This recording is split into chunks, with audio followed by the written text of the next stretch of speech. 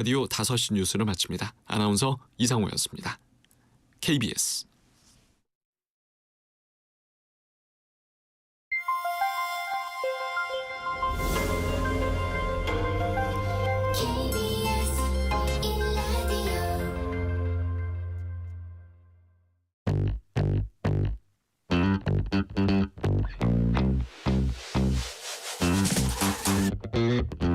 KBS 1라디오 뉴스레터 K.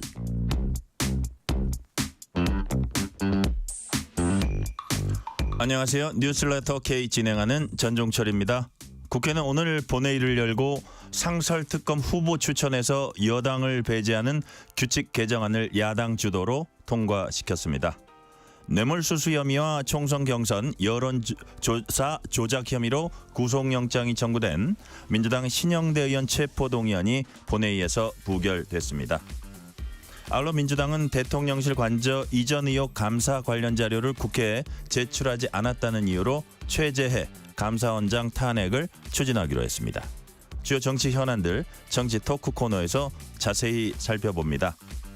트럼프 미 대통령 2기 체제 출범을 앞두고 산업계가 긴장하고 있는 가운데 조선업계는 미국과의 협력 가능성에 기대를 걸고 있습니다. 엄경아 신영증권 연구위원과 조선업 화랑 배경과 한미 조선업 협력 가능성 등을 짚어봅니다. 문자샵 9730, 짧은 문자 50원, 긴 문자는 100원, 어플리케이션 콩으로 보내시면 무료입니다. 유튜브 KBS 1라디오 계정 채팅으로도 얘기 나누실 수 있습니다. 문자 보내주시면 추첨을 통해서 커피 쿠폰 보내드릴 테니까요. 여러분의 이야기도 많이 들려주세요. 뉴스레터 K 지금부터 시작합니다.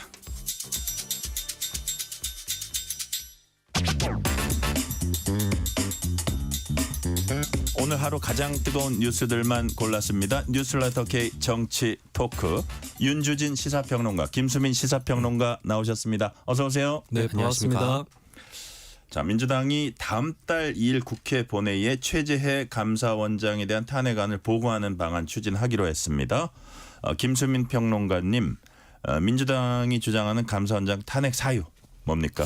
네, 민주당이 오늘 밝히기로는 국회에서 위증을 하기도 했고 자료를 미제출하는 등 이런 법 위반 소지들이 다분해서 최재해 감사원장도 탄핵을 하는 것으로 당의 입장을 정리했다라는 것이고요. 근데 사실 이제 무엇이 위증인가 이 부분은 전해지진 않았는데 그동안 민주당이 얘기를 해왔던 걸로 유추를 해보자면 대표적으로 이제 대통령실 관저 공사에 대한 감사원 감사가 있었는데 근데 그 감사에서 몇 가지 사실들이 밝혀지고 발표가 되기는 했지만 예를 들면은 영부인하고 친분이 있는 업체가 자격 요건이 안 되는데 들어와서 공사를 했다거나 이런 부분에 대해서는 밝혀지지가 않았고 또 최재해 감사원장이 그거는 감사에서 밝힐 목적이 아니다 이렇게 얘기를 해서 또 크게 논란이 된 적이 있었습니다. 네. 단적으로 또 보면은 감사원이 여러 번 여러 사안에 대해서 감사를 하면서 포렌식을 자주 실시를 했었는데 유독 이 문제 대통령실 관저 문제에 대해서는 실시를 안 했었거든요. 이런 부분들이 또 형평성에 문제가 있다라는 지적도 있었고 그런 것들이 이제 반영이 되면서 결국에 이제 탄핵 시도까지 이어진 것으로 보입니다. 자, 윤주진 평론가님은 이번 민주당의 감사원장 탄핵 추진 어떻게 평가하십니까? 그동안 여러 이제 국회 국정감사 기간 동안 사실은 소관 부처가 어떤 자료를 제출하는데 협조하지 않은 경우는 사실은 정권을 막론하고 어느 정부에서나 있었습니다.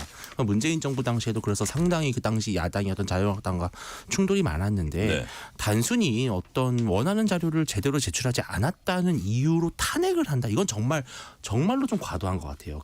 아무리 그래도 그렇지 뭐 예를 들어서 국회 상임위원회 차원에서 고발하는 것도 사실은 그렇게 쉬운 일이 아니거든요. 국회 증감법 위반을 했다고 해서. 그런데 헌법상 탄핵 사유는 아주 중대한 헌법과 법률 위반 사유가 있어야 되는 것인데 자료 미제출을 갖고 감사원장을 탄핵한다는 것은 너무나 좀 과도한 것이고 또 지금 최근에 이제 감사원이 여러 가지 문재인 정부 당시의 문제들을 좀 들추기 시작을 하면서 특히 최근에는 사드와 관련해서 사드 배치와 관련해서 어떤 뭐 기밀이 좀 유출된 정황이 있다 이런 것들을 봤을 때 다분히 감사원장 탄핵 소추는 좀 민주당 차원에서는 본인 정권의 어떤 기본을 흔든다, 어떤 그 정통성을 좀 위협한다라는 그런 위기의식 때문에 감사원장 탄핵까지 간 것이 아닌가 하는 그런 의구심도 의견도 나오고 있는 것 같습니다. 자, 그럼 윤주진 평론가님 말씀은 지금 단순히 뭐 감사 관련해 가지고 뭐 자료 미제출이나 뭐 증언이 뭐 맞았니 틀렸니 플러스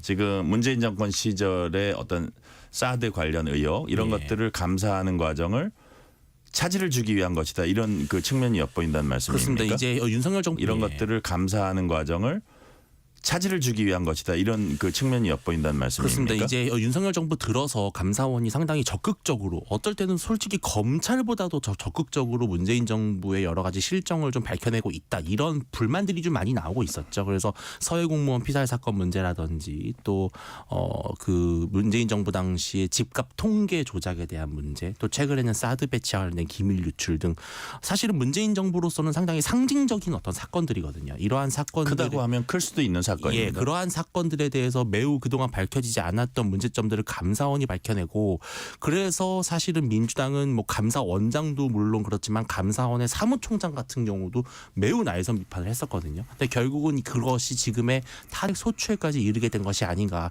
다분히 좀 정치적인 의도가 있는 탄핵 소추라는 비판이 좀 많을 것 같습니다. 네.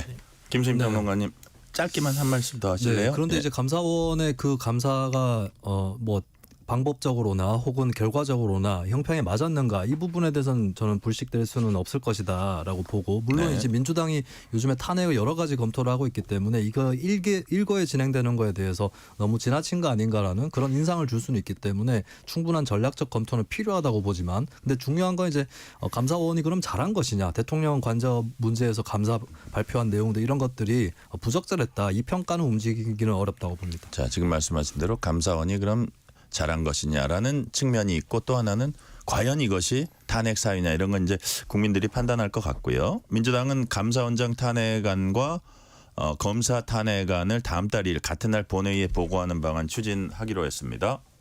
서울중앙지검이 도이치모터스 주가 조작 사건 관련해서 김건희 여사 불기소 처분하자 이창수 지검장 등 검사 3명 탄핵하겠다는 겁니다.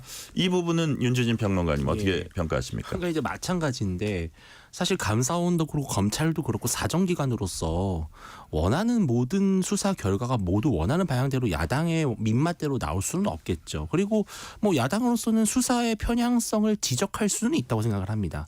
그러나 수사에 대한 비판은 또 다른 제도적인 절차, 예를 들어서 뭐 공수처에 고발을 한다든지 또 검찰 내부의 어떤 자정작용을 기대하는 것이 맞지 원하지 않는 수사 결과가 나온다고 해서 매번 탄핵을 한다면 사실은 대한민국 검찰 자체가 존립하기가 어렵겠죠.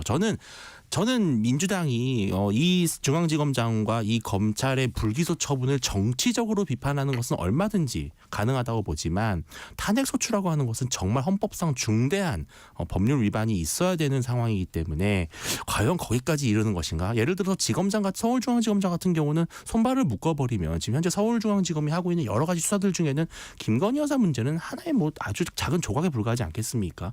뭐 성범죄라든지 뭐 여러 가지 사기, 범죄 뭐 이러한 여러 가지 사건들이 방치되는 것이 너무나 심각한 또 이것은 분명히 민생과 관련되는 국민들에게 아주 큰 피해를 줄 수 있습니다. 그런 점들을 고려했을 때 과연 탄핵 소추가 이것이 적정한 수위의 해법이냐 좀 너무 과하다라는 생각이 너무 남발한다는 생각이 듭니다. 자, 이 부분도 뭐 같이 합해서 그렇기도 하지만 이 부분만 봐도 너무 남발한다는 윤주진 평론가의 지적은 우리 김수민 평론가님은 어떻게 보세요? 이 탄핵 추진의 원인이 단지 영부인을 불기소 처분했기 때문인가? 그게 아니라 이 수사 결과를 발표할 때 압수수색을 실시했었다라고 발표를 했었는데 알고 봤더니 영부인에 대한 압수수색은 없었습니다. 그리고 그 다음에는 영부인뿐만 아니라 다른 계좌주에 대해서도 압수수색은 실시하지 않았다라고 변명을 했는데 알고 봤더니 압수수색을 실시한 계좌주가 있었습니다. 어떻게 수사를 해놓고 이렇게 발표를 할 수가 있느냐.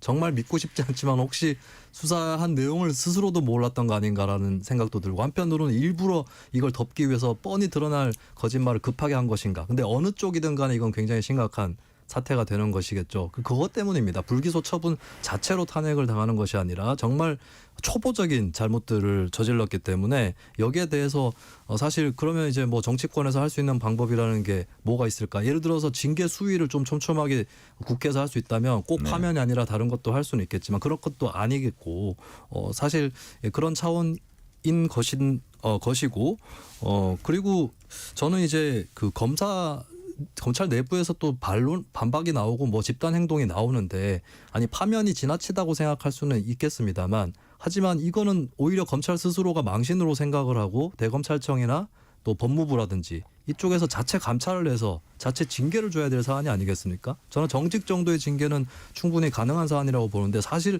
헌재에서 기각되더라도 중간에 직무정지된 게 어떻게 보면 정직을 대체하는 것일 수도 있기 때문에 제가 이 탄핵 추진이 반드시 과한 것인가 의문이 있고요. 네. 그리고 서울중앙지검장 탄핵을 해버리면 수사에 차질이 있지 않겠느냐. 아니 일선 수사하는 검사들은 계속 수사를 할 것이고 지휘가 필요한 부분은 검찰총장이 직접 지휘해도 된다. 예, 그런 의미에서 수사의 차질은 별로 없을 것이다라고 전망을 합니다. 탄핵 추진에 검찰은 집단적으로 반발하고 있습니다. 서울중앙지검 부장검사 33명 전원이 헌법 가치를 훼손한다면서 민주당을 비판하는 성명 냈습니다. 민주당은 검사들의 이런 반발을 다시 비판했습니다. 자, 김수민 평론가께 하나 더 여쭤볼게요. 제1야당과 검찰의 정면 충돌 양상, 검찰의 이런 그 행위에 대해서는 어떻게 평가하십니까? 그러니까 검찰이 자정작용을 먼저 보여줘야 돼요. 사실 이프로스라든지 이런 게시판에 이 결과 발표를 잘못했던 계좌주 압색 해놓고는 안 했다 그러고 이런 얘기를 했던 그 선배 검사들을 규탄하는 목소리가 먼저 올라야 됩니다. 예, 그렇게 하고 정리를 한 다음에 그렇지만 아무리 그래도 국회에서 파면하는 것이 심하다. 이렇게 얘기를 하는 게 올바른 것이겠죠. 이거 무작정 감쌀 일인가? 저는 그래도 대한민국의 검사 대다수는 수사 결과를 그런 식으로 발표하지 않았을 것이라고 보고 나아가서는 이 사건을 제대로 들여다본 검찰이었으면 저는 정황 증거라든지 이런 것들 충분히 고려해서 그렇게 함부로 불기소하지 않았을 거라고 저는 생각합니다. 오히려 서울중앙지검의 몇몇 간부들이 정권의 좀 직통의 압력을 받고 있는 건지는 몰라도 예, 그래서 잘못한 수사긴 하지만 검찰이 이걸 바로잡을 수 있는 자정 능력 정도는 있다고 보여지거든요. 근데 거기에 대한 반성은 없이 내부에서의 비판은 없이 이렇게 집단 행동부터 시작하는 것은 잘못된 일이다. 먼저 문제를 제거하는 노력이 더 필요한 것이고 다시 말씀드리지만 이것은 대검찰청이나 법무부에서 감찰을 해서 자체 징계를 논의해야 될 사안이라고 봅니다. 윤재진 평론가님, 예. 어느 쪽 잘못이 더 크고 어느 쪽이 시작한 겁니까?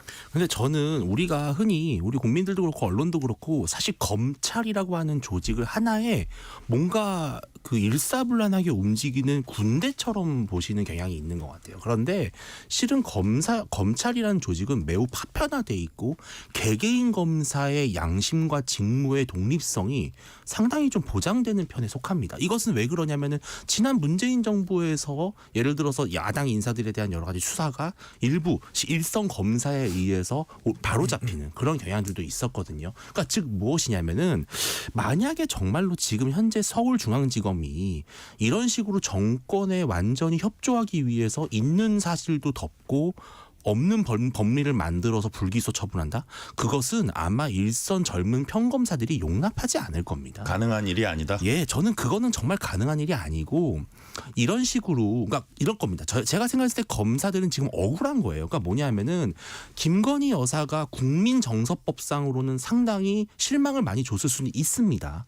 그러나 검사는 어디까지나 법리와 증거에 의해서 판단을 하는 것이고 그렇게 봤을 때 이것은 기소는 무리하다라고 판단을 내렸다면 그러한 그 검사의 판단을 왜 정치권이 정치적으로 해석해서 이 헌법상 그 중대한 탄핵 소추권까지 쓰느냐. 저는 이것은 검사들 입장에서는 자신들의 직무가 위협받는다고 생각할 수 있거든요. 그래서 물론 검찰과 제1야당이 정면 충돌하는 양상 자체가 바람직하지는 않습니다만 사실 방통위 같은 경우도 이 방통위원장 탄핵 소추를 계속하다 보니까 방통위원들이 거의 뭐 야근에 뭐 과로에 지금 너무 힘들어하지 않습니까? 그런 것처럼 저는 이렇게 검찰이 이렇게까지 민주당에 나올 수밖에 없는 정말 이렇게 집단적으로 반발할 수밖에 없을 정도로 너무나 조직적으로 검찰을 괴롭히는 것이 아닌가라는 그런 의구심이 있습니다. 자, 지금 이제 윤준희 평론가께서 방통위원장 탄핵 소추 얘기까지 하셨는데 뭐 그런 것들 지금 우리 얘기한 뭐 감사원장이라든지 검사라든지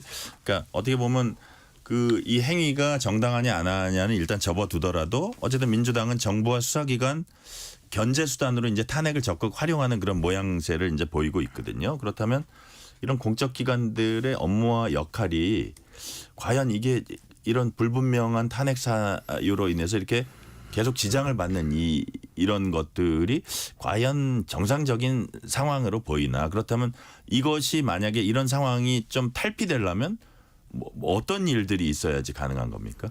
탄핵이 논의되고 있는 사안들을 살펴보면 어떤 거는 사실관계, 뭐 이게 탄핵 사유까지 이를지는 불분명하더라도 잘못을 한 사실관계가 있는 사례가 있고 아니면 의혹만인 경우가 있는데 저는 분명하게 답은 정해져 있다고 봐요. 정부 공직자 입장에서는 어쨌든 간에 잘못을 안 하면 돼요. 그러니까 뭐 의도치 않게 뭐 실패를 한다거나 이런 수준이 아니라 대놓고 뭐 허위 사실을 얘기를 해버린다거나 필요한 행위를 안 한다거나 이런 잘못들을 안 하는 것이 첫 번째 해결책이겠고요. 그리고 두 번째는 이제 국회 야당은 의혹만 있는 경우는 이거는 탄핵을 당연히 하면 안 되는 거겠죠. 그런 의미에서 지금 추진하고 있는 거하고 얼마 전에 추진했고 지금 이제 논의를 계속하고 있는 몇 명의 검사에 대한 탄핵이 있는데 이건 좀 구별해서 봐야 될 것 같아요. 그러니까 요번에 도이치모터스 수사 관련해서 추진되고 있는 그 탄핵 말고 그 전에 검사들 몇 명에 대한 4명이었나요? 탄핵 추진이 있었는데 그 경우는 사실은 사실관계가 확인이 안 됐고 그리고 그 전에 이정섭 검사에 대해서도 의혹은 상당히 중대하지만 사실관계로는 확인이 안 됐어요. 그런 거는 탄핵 추진하면 안 된다. 근데 사실관계가 확인이 됐다면 이 부분은 탄핵 추진할 수 있는 것이고 근데 다만 또 신경 써야 될 거는 한꺼번에 하는 게 좀 부담입니다. 그러면 이제 경중을 좀 가려서 순위를 정하는 거 이게 이제 바람직한 방법이라고 보여집니다. 김수인 평론가님, 지금 이제 진행되고 혹은 추진하는 이런 것들 중에 헌지에서 인용될 가능성 얼마나 된다고 보세요? 저는 사실 도이치모터스 수사 관련한 3명 검사는 기각될 가능성이 좀 높기는 하다고 봐요. 그러니까 잘못은 했는데 탄핵이 이를 만큼이냐. 근데 저는 헌법재판관 상당수도 잘못했다는 건 인정할 거라고 봅니다. 근데 다만 탄핵이 이를 정도는 아니라고 판단이 날 것 같은데 그러면 이게 그렇게 크게 오래 끌 사건은 아닌 것 같고 근데 결국 기각이 나겠죠. 근데 저는 중요한 대목이 또 있는 게 과연 탄핵 기각에 대한 역풍이 국회 야당으로 불 거냐. 저는 안 불 거라고 봐요. 국민들도 이 수사 잘못했거나 혹은 결과가 잘못 허위 사실로 나갔다는 점을 인정을 하고 있기 때문에 혼이 좀 나는 건 맞다. 그리고 검찰 스스로 자체 징계에서 정직 몇 달이 나오는 거하고 이 탄핵 추진에 따라서 직무정지 몇 달 나오는 게 비슷한 측면도 있는 거거든요. 그런 의미에서는 검찰과 여당이 스스로 좀 돌아볼 일인 것 같아요. 탄핵이 기각돼도 역풍이 안 불고 있다는 거. 지금까지도 그랬었죠. 이상민 행안부 장관도 그랬고 그건 잘못을 하긴 했다라고 하는데 많은 분들이 공감을 하고 있고 그리고 스스로 그 잘못을 교정하지 않는다라고 하는 이 불만이 크기 때문이다. 이렇게 되면 오히려 민주당 입장에서도 항상 자신감 있게 탄핵을 하게 되는 거거든요. 그 발판을 정부와 여당이 스스로 제공한 측면, 검찰이 스스로 제공한 측면이 분명히 있습니다. 자, 윤주진 평론가님, 탄핵 기각 가능성 높아 보이는 거죠? 그렇습니다. 자, 예. 그렇게 기각 가능성 높다고 봤는데도 민주당은 계속합니다. 그럼 일단 그거를 정치 공세로 이제 보시는 거예요? 예. 그러니까 이게 아까 어떻게 하면 이 악순환을 끊을 수 있을까라는 질문을 하셨잖아요. 그런데 사실 이거는 지금의 이 검찰과 야당의 충돌은 어떻게 보면 되게 숙명적인 현상인 것 같아요. 왜냐하면 야당의 대표가 또 야당의 가장 유력한 대선 주자가 검찰의 수많은 혐의로 기소를 당했고 재판을 받고 있어요. 자, 그렇다면은 지금 민주당 입장에서는 검찰을 어떤 검찰의 독립성과 중립성에 대한 의심의 차원이 아니라 검찰을 정적으로 보고 있는 거예요. 그러니까 그렇기 때문에 민주당은 계속해서 검찰을 공격해야만 되는 정치적 이유가 있는 거죠. 왜? 안 그러면은 정치적 상황이 그렇다 이거죠. 왜 그러냐면 이재명 대표가 그러면 잘못했다는 걸 인정하는 순간 지금 야당은 존립할 수가 없는 거지 않습니까? 그래서 저는 이게 참 불행한 일이지만 한 번쯤은 우리 사회가 겪어야 될 어떤 내용이 아닌가라는 생각이 들어요. 그러니까 이거는 사실은 뭐 베네수엘라나 여러 아프리카나 남미에 있는 수많은 그런 정치 후진국들이 원래는 꽤 나름대로 괜찮은 그 민주주의를 나라였는데. 하다가 왜 타락했냐면은 바로 이런 사법 질서와 정치 질서가 정면 충돌하고 판사, 검사 이런 사람들에 대해서 정치인들이 정치적인 어떤 공방을 벌이면서 이게 다 무너진 거거든요. 저는 국민들께서 좀 잘 보셔야 되는 것이 지금 민주당이 검찰을 정치 검찰이라고 하고 재판부를 공격하고 감사원을 흔들고 감사원과 검찰이 완벽하진 않을 수 있어요. 그리고 실제로 아까 말씀하신 것처럼 일부 삐뚤어진 수사를 한 정황이 있을 수도 있습니다. 그런데 이것을 야당이 정치적으로 위협하는 순간 이건 다 무너지는 거거든요. 그럼 나중에 정권이 바뀌고 공수가 바뀌면 또 그럴 겁니다. 이거는 국민의 불행이에요. 그러니까 저는 이거를 국민들께서 검찰을 비판하는 민주당의 정치적인 목적을 잘 보셔야 된다. 이재명 대표라는 퍼즐이 없었다면 과연 정말 민주당이 이렇게까지 과도하게 탄핵을 남발할까? 한번 그거를 좀 국민들께서 생각해 보셨으면 좋겠다는 생각이 듭니다. 네, 민주당은 국민의힘 한동훈 대표를 향해서 해병대원 순직 사건 국정조사 특위 국정조사 수용을 결단할 것을 촉구를 했습니다. 박찬대 민주당 원내대표 목소리 직접 들어보시겠습니다. 민주당은 최혜병 국정조사로 사건의 진상을 규명하고 반드시 책임자를 찾아 엄벌하겠습니다. 한동훈 국민의힘 대표에게도 촉구합니다. 당대표가 되면 최혜병 특검을 발의하겠다던 호언 장담이 새빨간 거짓말이 아니었다면 국정조사를 수용하지 않을 이유가 없습니다. 언제까지 대통령 부부에게 얻어맞고 친윤에게 휘둘리면서 허송세월하고 있을 겁니까? 이럴 때일수록 빠르고 과감한 결단으로 국민께 뭔가 보여드려야 한동훈 대표의 장래도 밝아지는 것 아니겠습니까? 자신이 스스로 한 약속을 지키지 않는다면 국민께서는 한동훈 대표를 거짓말쟁이로 여길 것입니다. 자, 김수인 평론가님, 이제 특검을 거듭 촉구하고 그거는 그거대로 촉구하고 있지만 현실적으로 이제 국조라도 하자 이런 그 이제 단기적인 어떤 전략 전술 같아요, 민주당이. 그래서 특검 얘기를 하면서 결국 국조라도 받아라. 뭐 이런 그 뜻입니까? 일단 뭐 특검 해야 되는데 국조도 필요하니까 다 해야 된다라는 네네. 거고, 뭐 설령 특검이 안 되면 국조라도 하자 이렇게 좀 낮은 수준의 요구를 하고 있는 거고, 민주당이 하나 잘못한 게 있다면 국정조사도 너무 늦은 거 아닌가. 처음부터 하도록 했었어야 되는데 좀 늦었다. 근데 저는 민주당이 국민의힘한테 일종의 기회를 주는 거라고 봐요. 한동훈 대표도 그렇고 한 대표 스스로가 제3자 특검, 재해병 특검에 대해서 그렇게 최해병 특검에 대해서 약속을 했었는데 아무 말 없이 지금 안 지키고 있거든요. 그러면 국정조사 이것도 못 지키겠느냐 이렇게 촉구를 하는 거고, 사실 국정조사는 이거는 윤석열 대통령이 국정조사 못하게 거부권을 행사하고 이게 안 됩니다. 네, 국정조사는 그냥 국회 안에서 그렇죠. 이루어지는 거잖아요. 네, 이게 법안을 뭐 통과시켜서 예. 하는 일은 아니기 때문에, 그래서 국민의힘 패싱을 하고 그냥 민주당이 해버려도 상관없는 일인데, 그래도 저는 민주당 일종의 기회를 주는 게 아닌가, 예, 그런 생각도 들고, 한편으로는 민주당이 최혜병 특검보다는 영부인에 대한 특검 쪽으로 조금 더 우선순위를 더 실는 것은 아닐까, 오히려 그런 생각도 해봅니다. 특검은 그쪽에 무게 중심을 두고 그 이제 해병대원 네. 특검은 일단 국정조사를 해보고 생각해보자. 뭐 양쪽을 다 추진하는 게 이제 쉽지가 않으니까 그런 약간 뜻으로 해석을 하신다 네. 이거죠. 자, 네. 윤준희 평론가님. 네. 국민의힘은 해병대원 순직 사건 국정조사 참여 여부를 원내 지도부에 일임하기로 했어요. 네. 사실상 추경호 원내대표에게 그 권한을 준 건데 네. 왜 원내 지도부에게 일임하기로 했는지 어떤 결론이 나올 걸로 전망하십니까? 일단은 당연히 이건 원내에서 결정하는 사안이고 국정조사위원이 현직 국회의원이기 때문에 네. 당연히 원내대표에게 의견을 수렴하고 결정할 권한을 주는 것이 맞고, 또 사실은 정치적으로 봤을 때는 한동훈 대표는 이미 최혜병 특검을 본인이 제3자 추천으로 추진하겠다라고 밝힌 바가 있기 때문에 이 국정조사를 받아도 문제 안 받아도 문제인 그런 약간 딜레마에 있는 것은 분명히 맞는 것 같습니다. 그래서 결정권을 일임함으로써 그런 네. 정치적인 논란을 좀 피해갈 수 있는 부분이 있는데, 저는 그동안 우리가 지금 현재 이번 국회에 들어서 지난 국회도 마찬가지고요. 뭐 탄핵 청문회도 열었었고요, 야당이. 또 인사청문회, 뭐 방통위원장이 그랬습니다만 3일 동안 인사청문회를 열기도 했고요. 네. 또 이태원 참사 국정조사도 했었고요. 저는 국민들께 여쭤보고 싶어요. 무슨 진실이 드러났는가? 사실은 망신주기, 뭐 고성, 폭언, 충돌, 그리고 일종의 희화화되는 모습들, 그러니까 국회의 못난 모습만 처절하게 드러냈을 뿐이지 실제로 그 국정조사나 청문회의 본연의 기능을 했는가?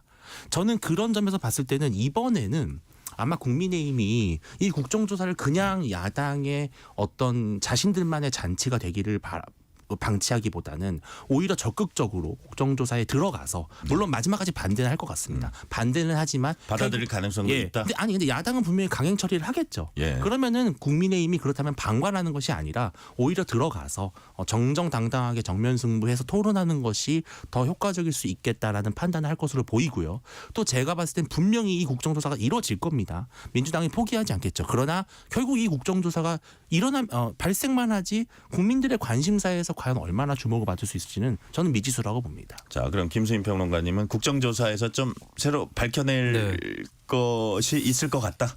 그렇게 보십니까? 그거는 제가 알 수가 없겠죠. 예, 민주당이 어디까지 또 그동안에 비축을 했는지 예, 그런 예. 부분들은 알 수는 없지만 다만 국정조사는 일상적으로도 국회에서 또 할 수 있는 그런 절차가 되겠고 네네. 물론 성과를 분명히 내도록 국회의원들이 노력을 해야겠지만 근데 뭐 그 국정조사를 열기도 전에 성과가 없을 거다 이렇게 단정할 필요는 없을 것 같고 그래 곰곰 따져보면 국정조사에서 또 뭐가 자료가 나온다거나 의심 정황이나 증거 이런 것들이 나온 사례들도 있기 때문에 그 부분은 예단할 필요는 없을 것 같습니다. 제가 한마디만 말씀드리면 윤준희 왜 평론가님. 국정조사가 또 되게 한계가 있을 수밖에 없냐면은 이미 수사가 진행되고 있는 사안들이에요. 그러면은 수사가 진행되고 있고 재판이나 이런 것들이 되고 있는 사안에서는 당연히 당사자들은 자료를 제출하지 않을 권리가 있습니다. 그러니까 이게 결국 맹탕 조사가 될 수밖에 없는 거예요. 그래서 저는 경찰이나 그러니까 공수 망신주기식 아니면 정치 공세로 일관할 것 같다 그런 예, 말씀이세요? 그래서 이게 보여주기식일 뿐이지 진짜로 정말 진상규명은 사실은 경찰과 공수처와 같은 수사기관에서 이루어져야 되는 것들이거든요.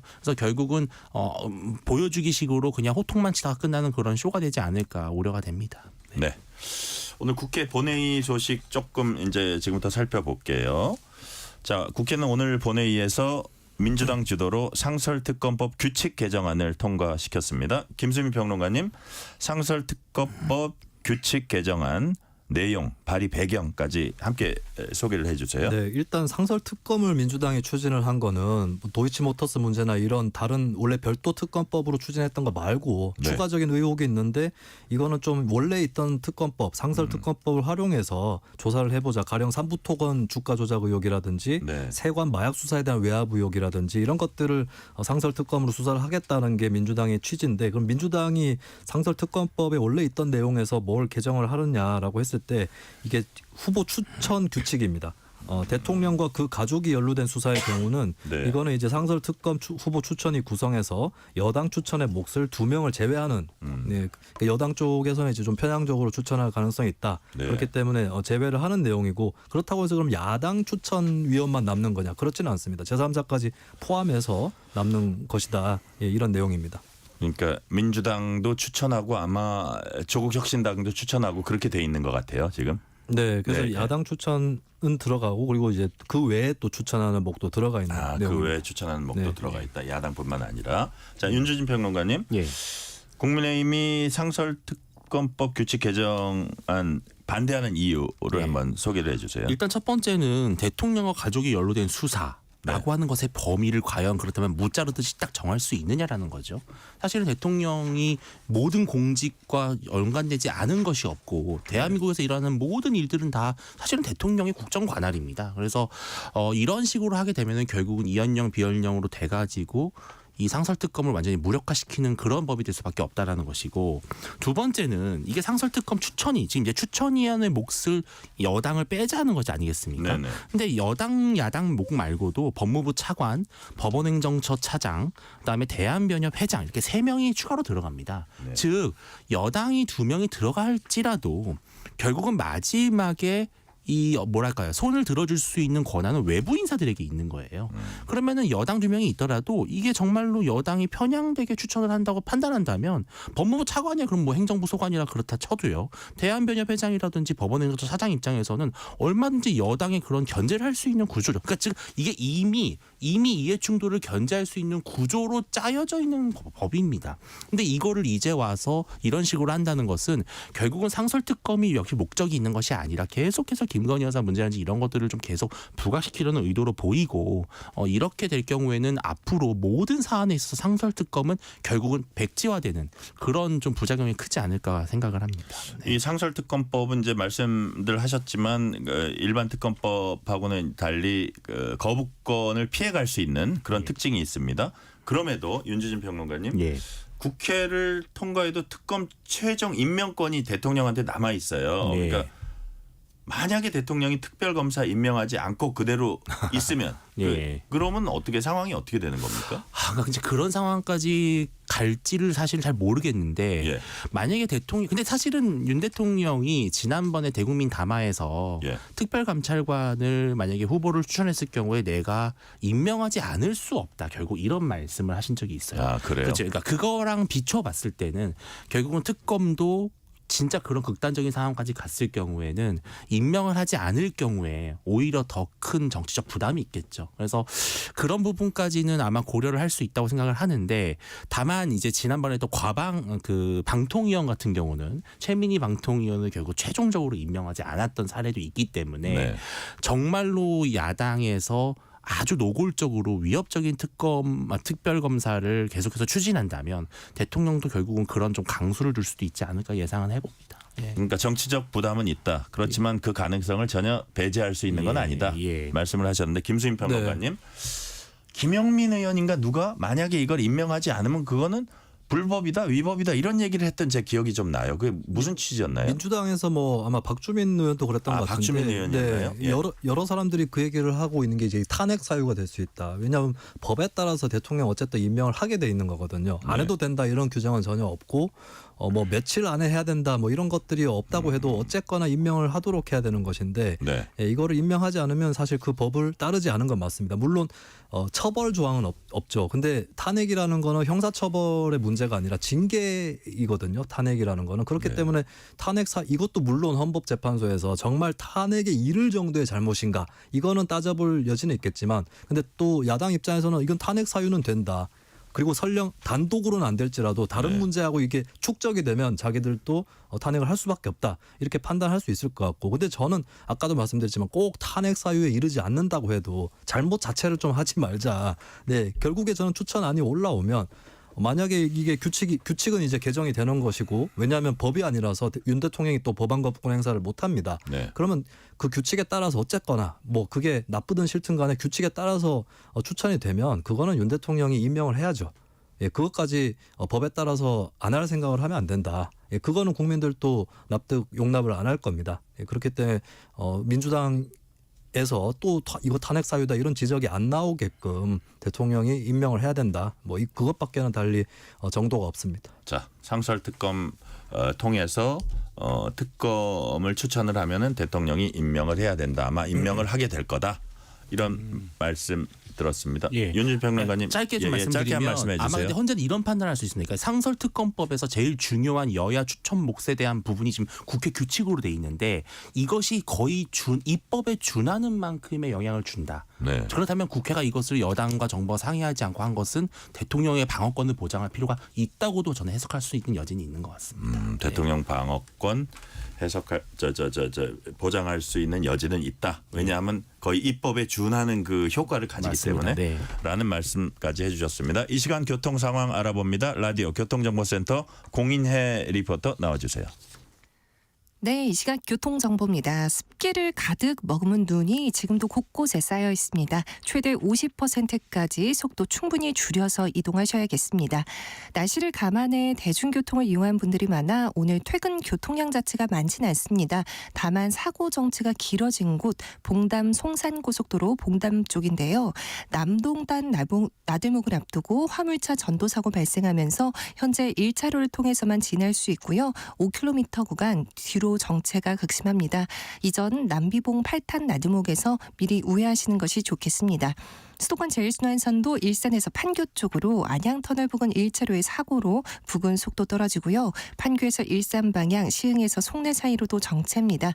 서울시내는 내부순환선 성수 쪽 연희 램프 부근 3차로에서 추돌 사고가 나 성산 램프부터 영향을 받고요. 일산 쪽 강변북로는 원효대교부터 가양대교 쪽으로 공항 쪽 올림픽대로는 반포대교부터 퇴근 정체 남아 있습니다. KBS 교통정보센터였습니다. 퇴근길, 당신과 함께 읽는 세상 이야기. KBS 1라디오 뉴스레터 K.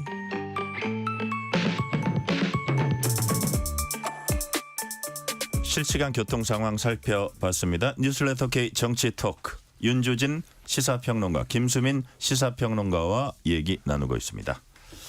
자, 검찰이 명태균 씨 공천 개입 의혹, 불법 여론조사 의혹과 관련해서 여의도 국민의힘 당사를 어제 이어 오늘 압수수색했습니다. 2022년 국회의원 보궐선거 당시 공천 심사 자료 확보에 이제 나선 거라고 볼 수 있는데 윤주진 평론가님, 핵심 증거 확보할 수 있을까요? 저는 많은 국민들이 이제 기조국, 기획조정국이 도대체 뭐 하는 곳이냐라는 궁금하실 것 같아요. 근데 예. 이제 기조국이 하는 일이 뭐냐면은 공천 심사에 필요한 여러 가지 자료를 취합하고 작성하는 곳입니다. 네. 뭐 예를 들어서 여론조사 결과라든지요, 아니면 지금까지 경력이라든지 또 뭐 청년인지 여성인지 뭐 가산점 이런 거 등등등 계산해서 공관위원한테 딱 올려놓으면 그때부터 공관위원들이 정무적인 판단을 하는 것입니다. 네네. 근데 이것은 사실은 자료로 남아있지 어려울 거예요. 그러니까 최소한의 필요한 참고 자료 정도를 만드는 역할을 기조국이 하는 것이고 예. 그 자료에는 당연히 어떤 불법적이고 위법적인 사안이 관련될 개연성이 없죠. 그냥 있는 사실을 그대로 기입하는 것이니까요. 그래서 물론 저는 이번에 이런 압수수색을 통해서 국민의힘이 좀 떳떳하게 뭐 한번 들여다봐라. 왜냐하면 그 당시에 뭐 지금 여기 재보궐 말고 지방선거도 지금 현재 보고 있는데요. 뭐 그때 당시 황상무 전 수석이 원래는 공천을 받았다가 뭐 경선으로 바뀌어서 김진태 지사가 경선에서 이겼고 또 원래 윤한홍 의원이 뭐 경남도지사를 나가니 많이 했는데 결국 불출마를 했고 경남에서 가장 유력한 정치인인 박완수 지사가 나가고 이거는 너무나 그 당시에 상식적으로 순리대로 갔던 정치의 어떤 그냥 하나의 과정이었어요. 여기에 명태균 씨가 어떤 영향을 미쳤다? 저는 그것이 이번 압수수색을 통해서 드러나지는 않을 것이라고 봅니다. 네. 어떻게 보세요? 이번 압수수색의 네. 성과, 기대되는 성과. 저는 사실 현재는 특히 네. 11월 5일에 이창원지검의 몇몇 검사들이 파견이 됐거든요. 네네. 그 이후로는 저는 어느 정도 제대로 하고 있다라는 생각이 들어요. 그리고 법조계에서도 그런 얘기들이 나오고 있고. 수사 인력이 적지 않아요. 네. 그죠? 그리고 네. 검사들이 뭐 사실 상식적으로 정권 중반기고 이제 뭐 일부러 윤 대통령한테 충성하려고 봐주기 수사하고 이럴 가능성은 떨어진다고 봅니다. 근데 제가 우려하는 거는 개주 육상 경기에서 아무리 주자들이 잘 달려도 스타트가 늦어버리면 이길 수가 없는 거거든요. 근데 창원지검에서 오랫동안 그 수사과, 사실 이름은 수사과인데 이게 수사를 하는 과가 아니에요. 여기에 사건을 오랫동안 박아놓고 있었고 좀 시점이 그러니까 열심히 달렸지만 스타트가 너무 늦어가지고 여기서도 좀 성과가 없는 것은 아닌지 좀 불안한 것이 있고 그리고 이제 당무 감사 자료하고 공천 관련 자료 이렇게 크게 두 가지인데 공천 관련 자료가 뭐 없다 이런 얘기도 들려오고 있어서 좀 성과에 대해서는 장담하기는 어렵다. 근데 다만 이제 어제 좀 그 국민의힘 관계자하고 검찰 쪽이 무슨 충돌 없이 이렇게 네. 열어주는 장면을 두고 오해할 필요는 없습니다. 짜고 치는 거니까 저러는 거 아니냐.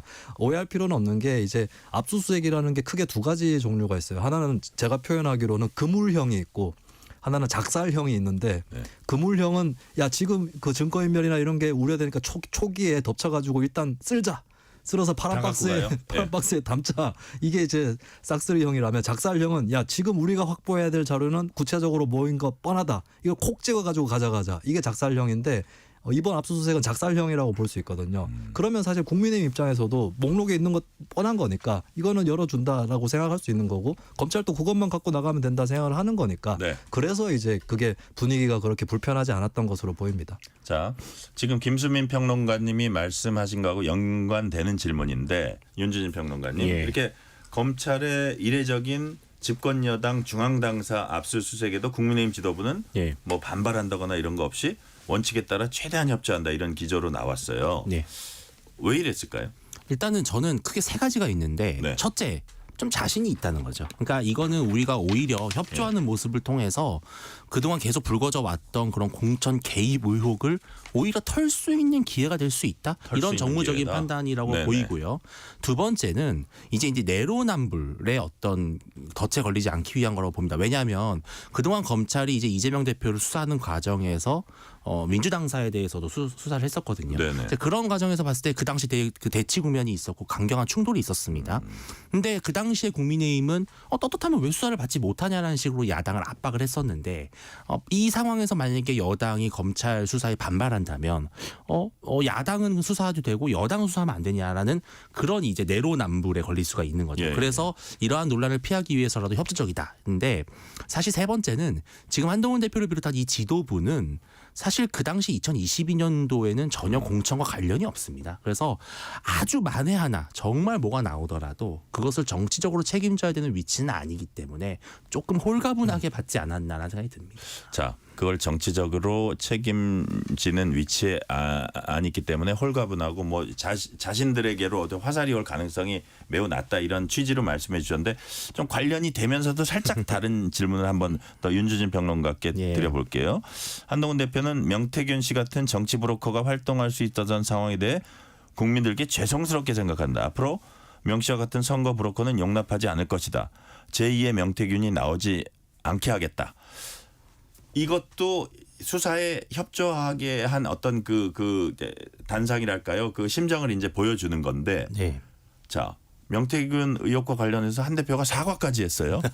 본인이 사과할 일입니까? 뭐 여당 대표니까 사과하는 겁니까? 왜 그랬을까요? 이게 좀 묘하죠. 왜냐하면 한동훈 대표랑 네. 소위 말하는 친한계는 이 명태균 씨와 관련된 의혹을 오히려 야당만큼 되게 좀 들추는 경향이 있습니다. 네. 그것은 참 정치적으로는 지금 여당이 분열이 돼 있고 친한과 친윤계가 있다고 친다면 사실 명태균 씨와 관련돼서 나오는 이름들은 친한계는 없거든요. 왜냐하면 네. 친한계는 다 2024년도 선거를 통해서 입성하신 분들이기 네, 때문에 네. 그러니까 저는 지금 한동훈 대표가 본인의 어떤 당원 게시판 논란이 있지 않습니까? 정치적으로 상당히 지금 아주 곤혹스러운 상태예요. 진퇴양난에 빠져 있는데 이런 상황에서 약간 이런 얘기를 해요. 친한계 인사들이 네. 지금 자꾸 당원 게시판 문제를 들추는 사람들이 어떤 사람들이냐. 이거 명태균 씨 이거에 수렁에 빠져 있어서 당원 게시판으로 덮으려고 하는 거 아니냐 이런 식의 의혹 제기를 하거든요. 저는 오늘 한동훈 대표가 이렇게까지 명태균 씨에 대해서 공개적으로 지난번에도 이미 이런 이야기를 하셨는데 네. 오늘 또 한다는 것은 약간 명태균 씨 이슈가 좀 더 지면에 많은 비중을 차지하는 것이 본인에게도 유리하다고 판단한 게 아닌가? 그런 저는 판단을 좀 지우기가 어렵습니다. 자, 김수민 네. 평론가도 그렇게 보세요. 지금 명태균 씨 의혹은 한동훈 대표에게 한 줄기 빛이에요. 아, 그렇습니까? 동아줄이죠. 왜냐하면 지금 친한계는 안 나와요.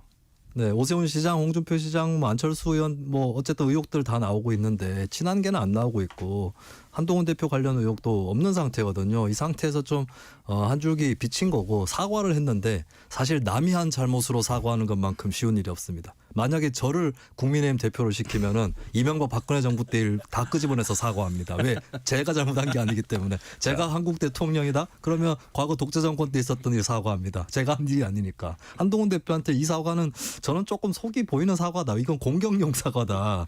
이렇게 보고. 근데 한동훈 대표도 사실 자기한테 주어진 의혹은 그거는 따로 또 해명을 해야 되는 것이겠죠. 네. 자, 그 질문은 제가 바로 녹취 듣고 하겠습니다. 한동훈 대표는 야당을 향한 공세 수위도 높였습니다. 오늘 여당 지도부 회의에서 나온 한동훈 대표 발언 들어보시겠습니다.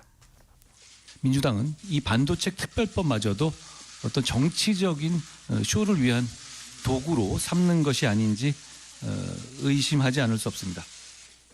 일종의 간보기 정치 같은 건데요. 이 패턴 많이 본 것 같습니다. 금투세 폐지 과정에서도 비슷한 장면들이 펼쳐졌었죠.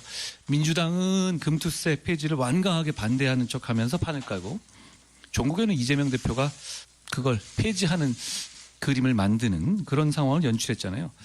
이번에도 이 반도체 특별법에 대해서도 민주당은 당 차원에서는 반대하면서 한편으로는 또 이 대표는 열린 자세가 있다라면서 군부를 떼고 있습니다. 민생 정치는 그런 식의 정치적 도구로 쓰여서는 안 됩니다. 자, 김수민 평론가님. 자, 민생 정치, 민생 현안을 정치적 쇼 위한 도구로 써서는 안 된다. 이렇게 한동훈 대표 발언했거든요. 이 발언은 어떻게 평가하세요? 한동훈 대표는 너무하는 분이구나 생각밖에 안 들어요. 최근에 진보시민사회단체에서 민주당에 대한 비판 수위가 계속 올라가고 있거든요. 네. 금융투자소득세 폐지라든지 이런 것들 국민의힘 정책에 동조를 해주고 있고 사실 명백한 우클릭 행보를 걷고 있습니다. 네. 그럼 진보단체들 입장에서는 당연히 비판을 하는 거고 이재명 대표도 이제 근데 결과적으로는 사실 진보단체는 비판을 하지만 국민의힘은 고마워해야 될 일 아니겠습니까? 말을 들어줬잖아요. 그럼 계속해서 버팅기기만 하라는 건지 그리고 이 대표도 이걸 선회를 할 때는 그게 옳든 그러든 간에 바로 선회가 안 됩니다. 당내 입장들 고려를 해야 되고 그거를 결국 끌고 가야 이제 국민의 말을 들어주고 싶어도 당부터 설득을 해야 되는 게 이제 야당 대표의 네. 운명이거든요. 그러면 오히려 그걸 좀 북돋아주고 금투세 폐지 협조해 주셔서 감사합니다. 그것만큼은 감사합니다. 이렇게 접근을 해야지 욕할 건 욕하더라도 잘해준 것까지 이런 식으로 삐딱하게 받아들이는 건가. 인정할 건 인정해야 한동훈 된다. 대표는 도대체 어디까지 해야 직성이 풀리는 건가 궁금합니다. 자, 윤진 평론가님. 네. 그러니까 야당 비판하는 건 좋은데 어떻게 보면 여당 내 어떤 현안들에 대해서 좀 이렇게 털고 지나갈 걸 먼저 털어야 된다 이런 취지도 좀 있었던 것 같아요. 그 부분은 어떻게 짧게 말씀해 주시면 어떻습니까? 뭐 당원 게시판 문제를 말씀하시는 예를 들어서 거? 권성동 예, 의원이 예. 한동훈 대표 겨냥해서 게시판 문제를 김여사 특검과 연계하면 엄청난 후폭풍이 있을 것이다. 예. 임기 2년 반 앞둔 대통령과의 차별화 시도는 무모하다 이런 얘기까지 했어요. 그러니까 지금 소위 그렇게 되고 있죠. 그러니까 자꾸 당내 게시판 문제로 한동훈 대표 지도부를 흔들려고 한다면 네. 극단적으로는 김여사 특검을 이탈표가 더 나올 수밖에 없는 그런 아주 뭐랄까 자폭의 어떤 상황까지 갈 수 있다라는 협박 같은 그런 느낌이 받고 있죠. 친윤계가. 네. 그래서 저는 한동훈 대표가 뭐 야당에 대한 공세도 좋고 또 친윤계와의 정치적 갈등도 다 좋습니다만 어쨌든 본인에게 지금 오고 있는 질문, 그러니까 누가 쓴 것이냐, 누가 당원 게시판에 그런 글을 썼느냐라는 아주 단순하고 명료한 질문에 대해서 빨리 답을 하는 것이 오히려 본인의 리더십을 지킬 수 있는 가장 좋은 방법이 아닌가 생각을 합니다. 민주당 신영대 의원 국회 체포동의안이 본회의에서 부결됐습니다. 지금 구속영장이 청구된 혐의는 뇌물수수 혐의, 태양광 사업 관련 뇌물수수 혐의 그리고 총선 경선 과정에서 여론조사 조작 혐의입니다. 자, 윤주진 평론가님, 그동안 여당은 이거를 또 막아서면 그야말로 또 민주당이 또 다른 방탄국회를 하는 것이다 이렇게 얘기해 왔는데 이 경우도 이제 적용이 되는 겁니까? 그렇습니다. 왜냐하면은 이 불체포 특권을 포기하겠다라고 약속한 당사자가 누구냐? 바로 이재명 대표였습니다. 그런데 네. 이재명 대표가 본인의 약속을 뒤집고 결국은 마지막에 체포동의안 부결을 직접 호소하면서 약속을 폐기한 것인데 지금 이 불체포 특권을 없애자라고 하는 것이 국민들 대다수의 어떤 의견이라는 점에서는 이번에 또다시 체포동의안이 부결된 건 매우 유감스러운 부분이고요. 특히 네. 지금 신영대 의원 같은 경우는 이제 공직선거법 위반과 뇌물죄 수수 혐의가 있어요. 그러니까 이 사유가 그렇게 가볍지가 않습니다. 그렇기 네. 때문에 특히 뇌물이 관련돼 있는 문제이기 때문에 면밀한 수사를 위해서는 좀 체포가 필요했었다고 수사기관 생각을 했습니다만 결국은 민주당이 약간 제 식구 감싸기와 같은 집단적 부결을 이뤄낸 것이 아닌가 그런 국민들로부터 아마 많은 지탄을 받을 거라고 봅니다. 네. 자, 김수민 평론가님, 신 의원은 이건 뭐 검찰이 날조한 내용이다 이렇게 주장을 계속하고 개별 의원들한테 또 연락해가지고 억울함을 호소했다고 해요. 자, 어떻게 방탄이라고 보십니까? 아니면 그래도 팔이 안으로 굽은 건가요? 아닌가요? 지금 이제 일단 혐의만 놓고 네. 판단이 어렵긴 하죠. 그리고 당사자야 뭐 결백을 또 주장을 하는 것인데, 근데 이제 체포동의안을 부결시킬 정도라면 네. 혐의 제기 자체가 완전 터무니없다. 이 정도는 돼야 부결을 시키는 거 아닌가 싶고, 그리고 체포동의안이 통과돼도 바로 체포가 되는 게 아니라 구속영장 심사를 받게 돼 있거든요. 그러니까 동료 의원이 체포되라고 모는 것이 아닙니다. 구속영장 심사는 받아봐라 얘기할 수 있는 거고, 오히려 받아가지고 기각시키면은 명예로운 거기 때문에 사실은 어지간하면 체포동의안은 좀 통과를 시켜주는 게 저는 맞다고 봐요. 그런 네. 의미에서는 좀 이게 설령 방탄이 아니었다 해도, 그러니까 신영대 의원이 정말 결백한데 이렇게 되는 것이라고 해도 일단은 국민들이 판단하기에는 자신이 좀 없는 게 아닌가, 이런 평가는 좀 불가피할 것으로 보이는데, 근데 재미있는 거는 범야권 의원이 192명입니다. 근데 이번에 반대표가 197표가 나왔어요. 국민의힘 의원 일부가 찬성을 했다는 얘기입니다. 네. 또 의원들 간의 개인적인 관계도 있을 겁니다. 그럴 수도 있겠죠. 네. 자, 방금 들어온 소식입니다.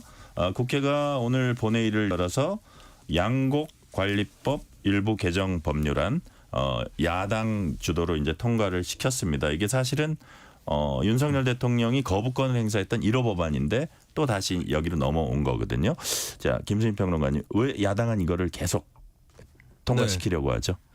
자, 양곡관리법이 별 내용이 아니라 이제 이미 정부가 남는 쌀에 대해서 시장에서 격리하는 제도를 펼치고 있거든요. 근데 다만 이게 정부 재량에 너무 달려 있는데 조건을 정해놓은 거예요. 그러니까 쌀이 어느 정도로 남았는지 이런 부분들을 조건을 정해놓고 그걸 넘어서면은 정부가 필수적으로 한다라고 하는 게 이제 양곡관리법의 골자가 되겠는데, 사실 정부도 시장에서 격리시키는 거를 반대하지는 않거든요. 근데 이거를, 그리고 이제 야당에서도 좀 이걸 완화시켜서 제시를 하기도 했어요. 근데 이것까지 못 받아들이는가? 사실 저는 민주당이 추진하는 양곡관리법도 너무 부족하다고 생각해요. 오히려 양곡관리법은 사후에 어떤 시장을 보고 이제 들어가는 사후 규제 성격이 있는데, 오히려 예전에 없어졌던 양곡관리법 도입 전에 없어졌던 변동직불제를 재도입하는 게 더 낫다. 왜냐하면 변동직불제는 확실하게 농가소득 보전도 되거니와 사전에 수급 상황을 어느 정도 보고 이거를 통제할 수도 있어요. 농민들한테도 휴경의 의무를 지울 수도 있는 것이고, 이게 변동직불제라고 하는데, 이 변동직불제로 오히려 쌀직불금 말고도 전략 작물이라든지 또 주요 채소 이쪽으로 확대하는 게 더 바람직하다. 예, 저는 민주당도 오히려 되게 소극적인 입법을 하는 건데 국민의힘이 그마저도 반대하는 것은 이게 농가를 위한 생각이 있는 건가 좀 의문입니다. 자, 윤주진 평론가님. 예. 이건 이 개정안은 잘못됐다고 보는 게 정부 여당 시각인가요? 왜 그러냐 하면은 이 변동직불제는 이제 다 너무 정부가 시장에 과도하게 개입한다라는 비판이 있었기 때문에 논란이 있었던 것이고 네. 이 양원관리법 같은 경우는 의무적으로 쌀을 사게 하고 또 차액까지 그러니까 정해놓은 가격보다 오히려 쌀값이 하락하면은 그 차액까지 보전해 준다면 자 어떻게 되겠습니까 농민들이 쌀 농사를 더 많이 짓겠죠. 네. 그럼 쌀 농사를 더 많이 지으면 가격은 더 떨어지고 정부 혈세만 더 들어가는 겁니다. 저는 이것이 우리가 이 지금 쌀값이 폭락한 이유는 아주 간단합니다. 사람들이 더 이상 쌀을 많이 먹지 않기 때문이에요. 그렇다면 쌀의 공급을 줄이는 것이 맞는데 이게 뭔가 이 농민들의 쌀 이런 어떤 우리들이 갖고 있는 고정관념이 있다 보니까 정부가 이걸 마치 되게 관리해야 하는 것처럼 생각하는 경향이 있습니다. 그런데 저는 이제는 완전히 시장 질서에 맡겨서 더 이상 쌀이 많이 팔리지 않는다면 알아서 농민들이 쌀 농사를 줄이고 다른 품목으로 다양화하도록 유도하는 것이 맞지 이런 식으로 정부가 일정 가격을 유지해 주는 것은 오히려 공급 과잉을 초래해서 더 심각한 악순환을 가져올 수 있다 이렇게 봅니다. 사실 시간이 거의 다 되긴 했는데 짧게 그럼 민주당이 왜 경제 논리를 약간 위배해서 정치 논리로 오고 있다고 보시는 거예요? 그러니까 결국은 이 또한 포퓰리즘인데요. 그러니까 농민표를 가져오기 위한 특히 이제 뭐 그 민주당의 가장 핵심적인 지역 기반이라고 할 수 있는 호남이 또 중요한 역할을 하겠죠. 그런 부분 때문인데 이것은 사실은 농민들에게 결코 근본적으로 좋은 해법이 아니라는 것이 농림부의 입장이기도 합니다. 제가 짧게 김수민 평론가님 말씀드리는데요. 딱 10초만. 네. 예. 윤주진 평론가님이 제시한 그 방향대로 가려면 제가 아까 말씀드렸던 생산 조절형 변동직불제를 하면 됩니다. 네. 오늘 말씀 여기까지 듣겠습니다. 지금까지 윤주진 시사평론가, 김수민 시사평론가였습니다. 말씀 감사합니다. 네, 고맙습니다. 감사합니다. 뉴스레터 K 1부 마치고 2부가 이어집니다.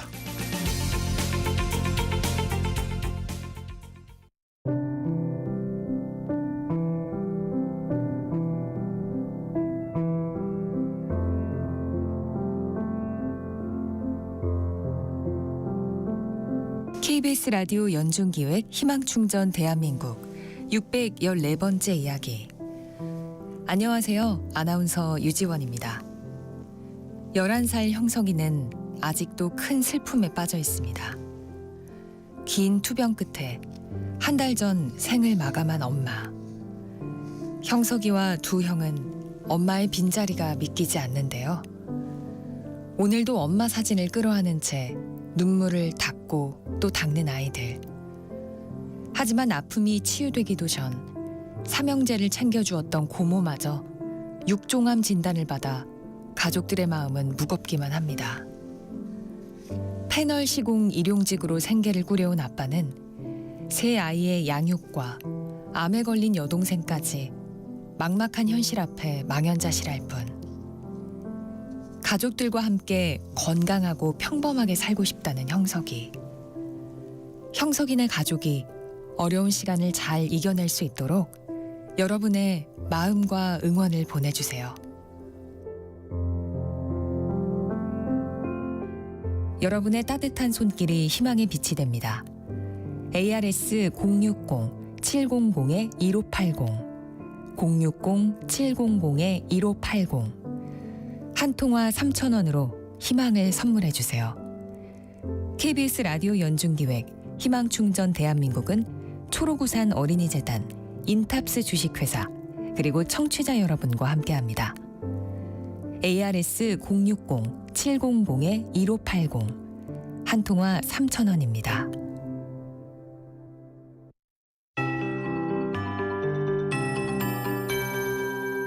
KBS 58분 날씨.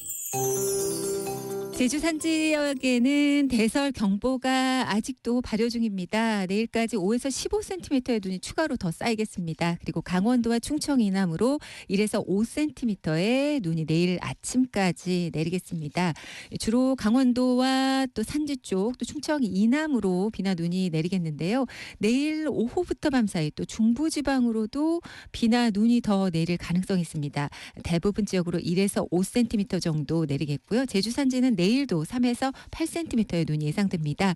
이미 많은 눈이 쌓인 가운데 추가로 더 쏟아지면서 더 이상의 피해 없도록 주의하셔야겠습니다. 약한 구조물 붕괴 피해라든가 보행자 안전, 또 빙판으로 인한 교통 안전 등에 유의해 주셔야겠습니다. 빙판이 많이 생겼습니다.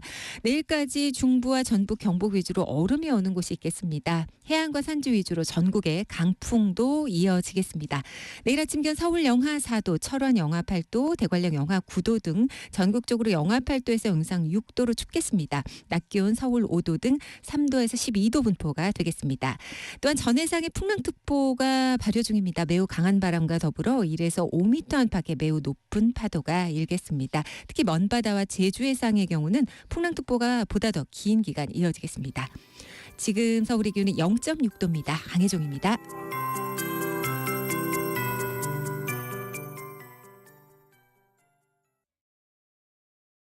정성을 다하는 국민의 방송 KBS가 6시를 알려드립니다. AM 711kHz, FM 97.3MHz, KBS 1라디오입니다. HLKA.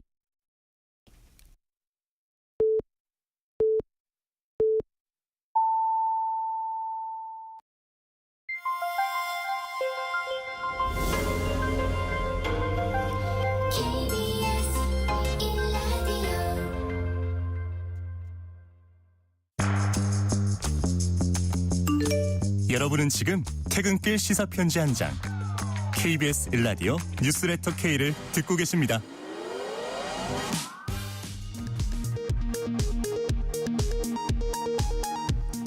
이 시각 라디오 정보센터 뉴스입니다. 수도권 등에 연이틀 내린 폭설로 교통사고와 시설물 붕괴가 잇따른 가운데 제설 작업 중 사고 등으로 3명이 숨졌습니다. 정전사고는 130여 건, 항공기 결항은 150여 편, 여객선 결항은 100여 척으로 집계됐습니다. 경기 지역 학교 1,100여 곳이 휴업했고 기아 화성 공장은 운영을 중단했습니다. 대통령이나 그 가족을 수사하는 상설특검 후보를 추천할 때 여당을 배제하는 내용의 국회 규칙 개정안이 국회 본회의를 통과했습니다.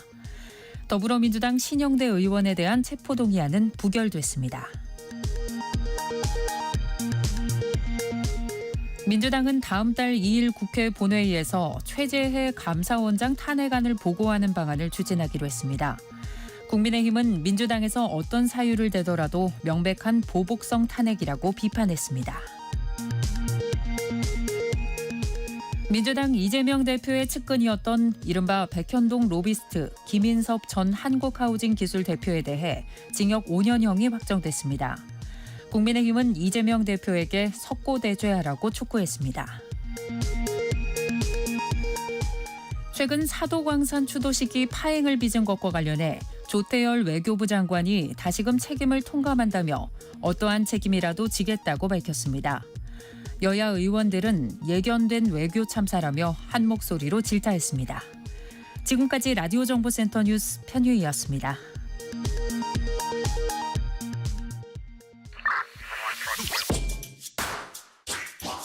뉴스의 진수를 보여주는 인터뷰, 뉴진수.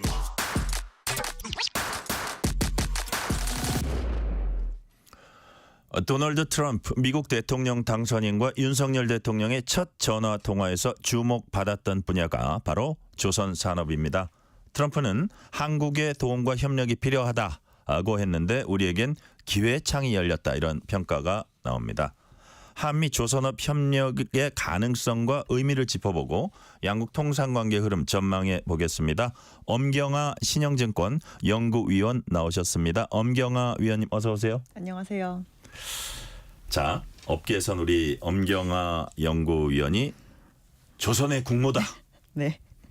이렇게 불린다고 들었습니다. 자, 구한말 민황호 얘기하는 게 아닙니다. 오랜 시간 전문적으로 조선업계 연구 분석하셨기 때문이라고 하던데, 자, 조선 분야 연구 얼마나 하셨기에 국모 호칭까지 얻으신 거예요?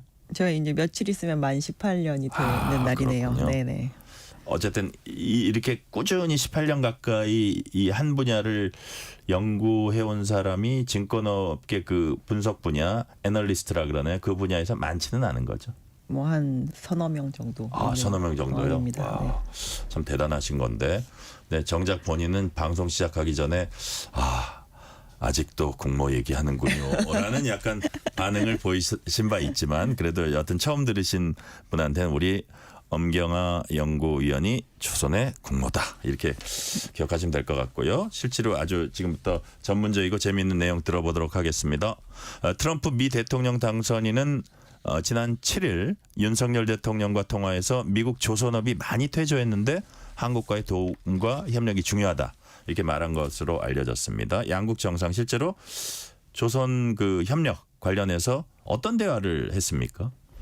사실 저희가 이 대화 내용이 있었다라는 걸 알게 된 것이 네. 우리나라 대통령이 그날 이제 기자회견을 하시면서 이러한 얘기를 했습니다라고 한마디 그냥 던지신 건데요. 그렇죠. 저희가 이제 잘 생각해 보면 미국이 실질적으로 화물을 나르는 상선이 필요한 국가는 아니거든요. 네. 미국에는 그냥 한마디로 얘기해서 유명한 해운사가 없습니다. 네. 유럽이나 아시아의 해운사들이 운송 서비스하는 거에 대한 서비스를 이용은 하지만 실제로 화물을 나르기 위한 배들은 필요 없기 때문에 군함과 관련된 역량이 좀 필요하다라는 의미이고요. 미국이 이렇게 급해진 이유 중에 하나는 한 2020년을 전후로 해서 중국과 미국이 군함 숫자가 지금 역전된 상황입니다. 중국이 미국을 역전했다? 예, 단순 카운팅 숫자로는 지금 더 앞서 있는 상황이고요. 중국이요? 네. 저희가 해군력으로는 여전히 미국이 1등이긴 하지만 네. 이제 중국이 굉장히 빨리빨리 군함을 만들고 있는 상황이거든요. 그래서 전문 업계에서는 27년 전후로는 좀 위험할 수도 있다. 아예 해군력 자체도 조금 뒤집힐 수도 있지 않느냐라고 보는 것도 있습니다. 그 정도예요? 그러니까 오죽하면 첫 통화에서 미국 조선업 퇴조했고 뭐 한국과의 도움 협력이 필요하다는 얘기까지 그래서 한 거군요. 네.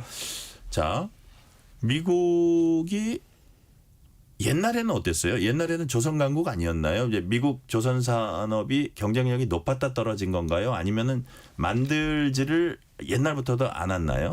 미국이 배를 제일 잘 만들던 시기는 네. 세계 2차 대전 이후. 아주 옛날이군요. 네, 그래서 그때는 사실 군함과 상선의 경계도 좀 모호했거든요. 그러니까 네. 빨리빨리 군수무자 날라주고 막 이런 게 중요하니까. 그래서 전쟁이 끝난 이후에는 군함을 개조해서 다시 상선으로 쓰고 막 이런 시기였었는데 네. 이제 그때는 배를 최대한 직선화시켜서 막 찍어내듯이 많이 만드는 거. 그래서 실제로 미국의 조선소 숫자를 역사적으로 뒤져보면 400군데가 넘게 있었었는데요. 네. 요즘에는 한 20군데 정도만 그나마 수주를 조금 받고 있는 상황이고 지금 현재 그들이 만들고 있는 배의 양도 굉장히 적은 양이기 때문에 우리나라보다 오히려 조선소 숫자가 조금 더 많다라고도 볼 수 있는데 뭐 전 세계 배의 한 0.1% 정도 만듭니다. 지금 미국 대한민국은요? 우리나라는 한 20-30% 정도 계속 만들고 있는 정말 대단한 조선 강국이군요. 대한민국 대단한 조선 강국이라는 걸 미국과의 비교를 통해서 이제 말씀해 주셨는데, 자, 날로 첨예해지는 미중 갈등 구조 때문에 조선 문제가 주요 화두가 됐다는 취지를 이제 말씀해 주셨고요. 네. 근데 일단 지금 현재 해군력의 관점에서 볼 때 미국은 전체 태평양 이제 아우르는 함대 보유하고 있고, 중국은 남중국해 중심으로 이제 서태평양 일부 지역에 이제 포진하고 있는데, 그럼에도 불구하고 그 뭐 해군력이랄까 그 함대 능력이랄까 이거는 거의 치고 올라오고 있다 그런 뜻인가요? 레이팅으로 봐서는 지금 이제 점수가 몇 점 차이 안 나는 상황이고요. 지금 함대 수가 적음에도 불구하고 미국이 1등의 위치를 지키고 있는 이유는 항공모함을 절대적으로 많이 가지고 있기 때문입니다. 전 세계 항공모함이 22척 정도 있는데 그중에 절반을 지금 미국이 가지고 있고 중국은 지금 3척밖에 보유를 하지 않고 있는 상황인데요. 잠수함 같은 경우는 지금 오히려 미국보다 중국이 더 많이 보유를 하고 있어서 2015년 이후에 중국이 굉장히 이런 여러 종류의 함대를 많이 만들고 있는 상황이거든요. 그래서 지금 속도로 가면 결국에는 그 점수 자체도 조금 뒤집힐 여지도 있지 않을까라는 걱정을 좀 할 만한 상황입니다. 야, 중국이 참 여러 군데서 치고 올라오는군요. 그 중에 하나가 조선 분야다 말씀해 주셨고요.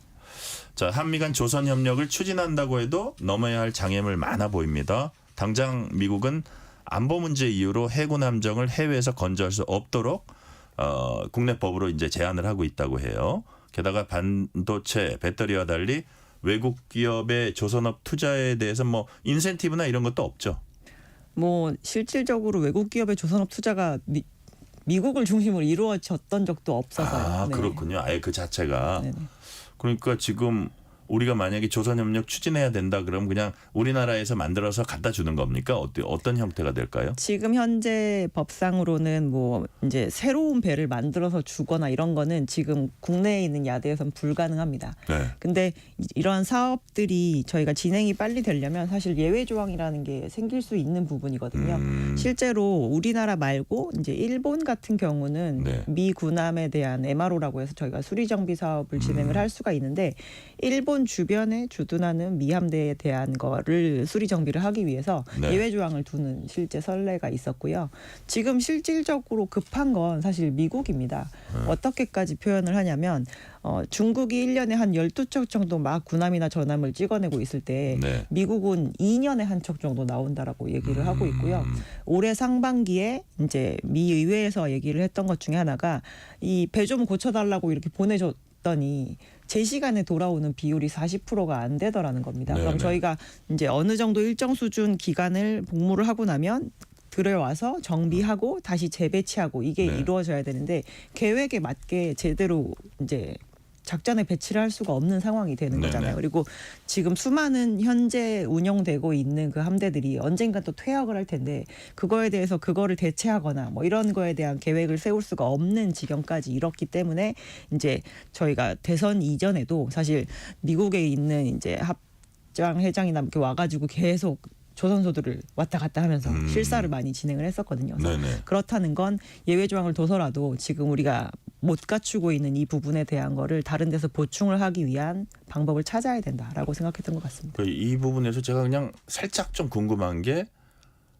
트럼프는 사실 어떤 군비 지출이나 네. 뭐 이런 것들 되게 싫어하는데 역시 중국과의 어떤 대결이나 중국과의 관계이기 때문에 이런 부분에는 또 비용보다는 먼저 중국한테는 이겨야 그렇죠. 된다는 그런 이 생각이. 부분이 한번 역전이 되면 사실 네. 되돌리기가 굉장히 어려울 수도 있는 부분이기 때문에. 네. 그렇군요. 여기는 그 비용 문제를 따질 부분이 아니다. 아무리 네네. 군비긴 해도 그런 식으로 제가 이해가 됩니다. 이런 가운데 트럼프 당선인은 해군 장관의 군 경험이 없는 투자회사 창업자 존 펠란을 임명했습니다. 해당 직위는 해군 무기 조달, 뭐 예산 이런 거 책임지는 자리라고 하는데요. 해군 장관을 포함해서 트럼프 2기 인선 과정이 한미 조선 협력에 어떤 좀 영향을 미칠까요? 지금 뭐 앞서서도 말씀을 드렸지만 일단 급한 거는 미국인 상태이기 네네. 때문에 이 부분에 대해서 이제 우리나라도 분명히 이제 팀을 짜서 나가서 협의체를 이제 구성을 하고 나가게 될 텐데 서로의 이해관계가 맞는 부분에서 좀 이제 합의가 이루어지는 게 더 급할 거라고 저희는 생각을 하고 있고요. 예. 뭐 이러한 인선 문제로 인해서 갑자기 원래 가려고 했던 그 방향에서 이제 벗어난다거나 이러기는 조금 어려운 사안이라고 저는 생각하고 있습니다. 본래 가던 방향으로 가긴 갈 거다. 그런 말씀이시네요. 자, 이제 그 조선업계, 우리 조선업계가 지금 좀 상황이 좋은 편이죠. 뭐 슈퍼 사이클을 맞아서 순항 중이다 그러는데 그건 맞습니까? 네, 맞습니다. 아, 그래요? 자, 우리 조선업계 국내적으로도 뭐 이게 이제 외국과 관계가 있는 거긴 하지만 아주 지금 사이클 좋고 업황이 좋고 한데 거기에 미국 관련 수주나 어떤 그런 것까지 들어오면 정말 더 날개를 다는 셈이 되는 건가요? 일단 안 하던 걸 새롭게 한다라는 거는 무조건 좋다라고 보기는 어려울 수는 있는데요. 그렇죠. 예. 저희가 그래도 대단히 큰 영역에서 이제 새롭게 수주할 수 있는 영역 하나에 대한 확장이기 때문에 네. 조선 업체들 입장에서는 이제 이러한 부분이 모든 사업 부문이 동시다발적으로 저희가 호황을 보이지는 않잖아요. 네네. 고객사들 중에서 이제 벌크 선주가 좋을 때도 있고 탱커 선주가 좋을 때도 있고 그렇죠. 또 막상 이런 방산 관련된 부분이 좋게 되면 이러한 부분에 대해서 사업 부문적 해지가 되기 때문에 저희가 하나의 사업 부문을 더 챙겨간다라는 거는 포트폴리오 차원에서 나쁠 건 없을 거라고 보고 있습니다. 근데 이제 만약에 선제적으로 저희가 이런 방산에 대해서 추가로 투자를 해야 더 많은 네. 방산을 만들 거잖아요. 네네. 과거에는 우리나라 조선 업체들 기준으로 전체 매출 중에서 방산을 진행하는 업체가 한 매출의 한 10분의 1 정도만 방산에 해당하는 매출을 지금까지 발생을 했었거든요. 네. 근데 지금 전 세계 그 뭐 해군 관련된 방산 사업 사이즈로 보면 네. 전 세계 돌아다니고 있는 일반 상선들을 만드는 것만큼 되게 거대한 규모의 사업 영역이 하나 네. 생기는 거라고 이해하셔도 될 것 같습니다. 네. 그죠. 어쨌든 조선업계에서는 이걸 당연히 호재로 보고 있는 그런 네. 상황이다라는 말씀 해주셨고요. 근데 얼마 전까지만 해도 또 이런 얘기도 있었어요. 값싼 노동력을 앞세운 중국과 저가 수주 경쟁 벌이느라고 우리 조선업계 많이 힘들다. 이런 얘기도 많았습니다. 최근엔 또 어떤 변화도 있었습니까? 일단 선박 시장 자체의 가장 큰 변화는 환경 규제를 빠른 속도로 강화시키면서 네. 예전에는 싼 배가 최고였었는데 지금은 효율적인 배가 최고가 돼서 효율적인 배. 처음에 돈을 좀 더 많이 들이더라도 앞으로 쓰면서 우리가 돈을 덜 쓰게 되는 배를 투자를 하는 게 낫겠다라고 선주들이 조금 마음이 옮겨온 상황이거든요. 약간 전기차 같은 거네요. 처음에 비싸도. 하이브리드 같은 거. 예. 그래서 저희가 이전에는 노동력이 싼 순서로 조선업이 발달을 했던 게 노동력이 싸야지 싼 배를 만들 수가 있거든요. 그렇죠. 근데 지금은 조금 비싸게 지불을 해도 오히려 효율이 좋고 중고로 내려가도 효율이 계속 좋은 상태를 유지하는 그런 배를 선호하기 때문에 네. 한국이 그런 측면에 있어서 저희가 패권을 뺏기지 않는 그런 모습을 보일 수 있었습니다. 자, 한미 정상간 통화가 지난 7일 약 3주 정도 전입니다. 단기적으로 조선업계 주가에 좀 기대감이 반영됐을 것 같은 생각은 제가 드는데 그 이후 추가 발표 같은 건 없었고요. 한미 조선 협력에 대한 기대가 지금 여전히 주가에 반영되고 있습니까?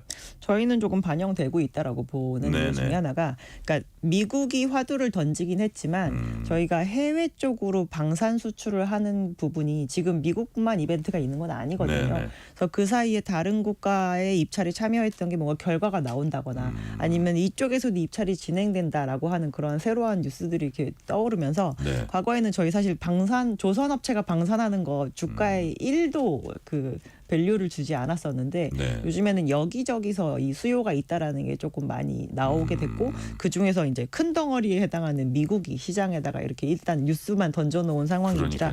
그 부분이 어느 정도는 주가에 많이 반영이 되고 있지 않은가라고 보고 있습니다. 네. 지금 이제 예를 들어서 우리가 이제 호재다 이런 그 기본 그 전제를 갖고 갈 때 그 우리가 현지 그러니까 선박을 해외에서 이렇게 그 미국에서 이렇게 직접 제조하는 거는 좀 장애물이 있어 보이고 현지 투자라든지 아니면 MRO라 그랬죠. 아까 유지 보수 정비 분야에 이제 집중할 수도 있는데 이게 수지 타산 측면에서 어느 정도 이게 협력을 기대할 수 있을까요? 실질적인 협력, 실질적인 이익 창출 이런 게 어느 정도 기대될 수 있을까요? 특히나 방산 같은 경우는 처음에는 정말 굉장히 단순한 것부터 분명히 시작을 할 거거든요. 처음부터 막 거기 안에 들어가는 제일 중요한 무기 체계를 뭐 우리가 납품하게 한다거나 막 이러지는 않을 거기 때문에 네네.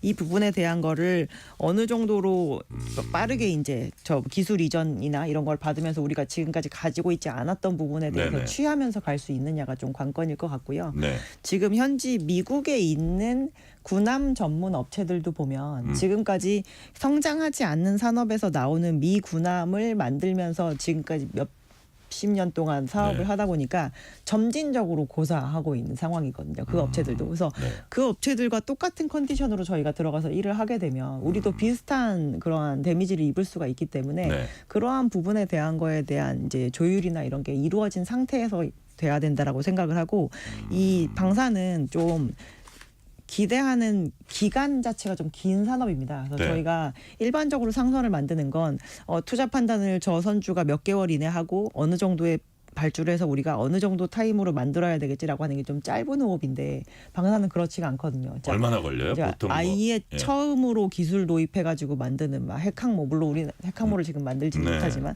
그런 거는 초기 사업 이런 거 막 10년씩 걸립니다. 그러면 저희가 10년의 사업을 하기 위해서 뭔가 이렇게 인력도 확보를 해놓고 인프라도 갖춰놨는데 그럼 고정적인 비용이 들잖아요. 근데 만약에 중간중간 가다가 그게 사업이 요 부분을 조금 수정해서 조금 딜레이 막 이렇게 될 수도 있기 때문에 그렇게 되면은 저희가 이익을 얻기까지가 굉장히 오랜 시간이 걸리는 거거든요. 그래서 그런 거를 어떤 식으로 회수할 수 있는 구조로 갈 것인가 이런 거에 대한 협의가 되게 면밀히 이루어져야 됩니다. 그러니까요. 이게 상당히 이게 영어로 타임 컨수밍이라 그래야 되나 시간이 많이 걸리는 그런 거네요. 그래서 긴 호흡으로 가야 되고 그럼에도 불구하고 대한민국 그 조선 산업이 워낙 국제적으로 평가를 받고 있기 때문에 그런 것들을 큰 강점으로 약간 다른 분야 예를 들어서 우리가 지금 초대형 컨테이너선 같은 이제 상업용 선박이 집중돼 있잖아요. 그럼에도 불구하고 요번에 이제 군함을 주로 만들게 됐을 때 한 어느 수준부터 만드냐 요것도 첫 시작 첫 어떤 실타래를 꿰는 시작도 중요하다 그런 취지의 말씀이시죠? 네, 그렇게 보시면 될 것 같습니다. 네네. 자, 정부가 국내 조선업계와 함께 대미협의체를 가동할 거라 이제 언론 보도도 나왔습니다. 여기서 이제 한미 조선 분야 협력을 위한 패키지 딜의 기본 틀을 짤 걸로 이제 예상이 되는데 거기에 우리 연구위원님께서 보시기에는 어떤 내용들이 포함돼야 한다고 보십니까? 제가 잠시 전에도 얘기했지만 지금 미국 내에서 군함을 전문적으로 만든 업체 한 3군데 정도 있거든요. 그래서 그들의 막 한 50년 전 막 이렇게를 보면 고용됐던 인원이 지금보다 막 2배이거나 막 이런 식인데 그게 계속 똑같은 정도 사이즈의 배를 만들고 이익은 또 내수로 해서 하면은 나봤자 한 4에서 6% 정도 밖에 그 마진이 안 나거든요. 그래서 그 정도를 계속 영위를 하면은 사실 그것만 바라보고 저희가 일을 하게 되면 완전히 천수답에 해당이 되는 거잖아요. 비용들이. 그냥 하늘만 바라보는 거예요. 근데 그렇게 되지 않는 구조여야 되기 때문에 저희가 어떤 식으로 이제 이익에 대한 보전을 해주는지 그런 거에 대한 부분의 계약을 좀 잘 진행을 해야 되고요.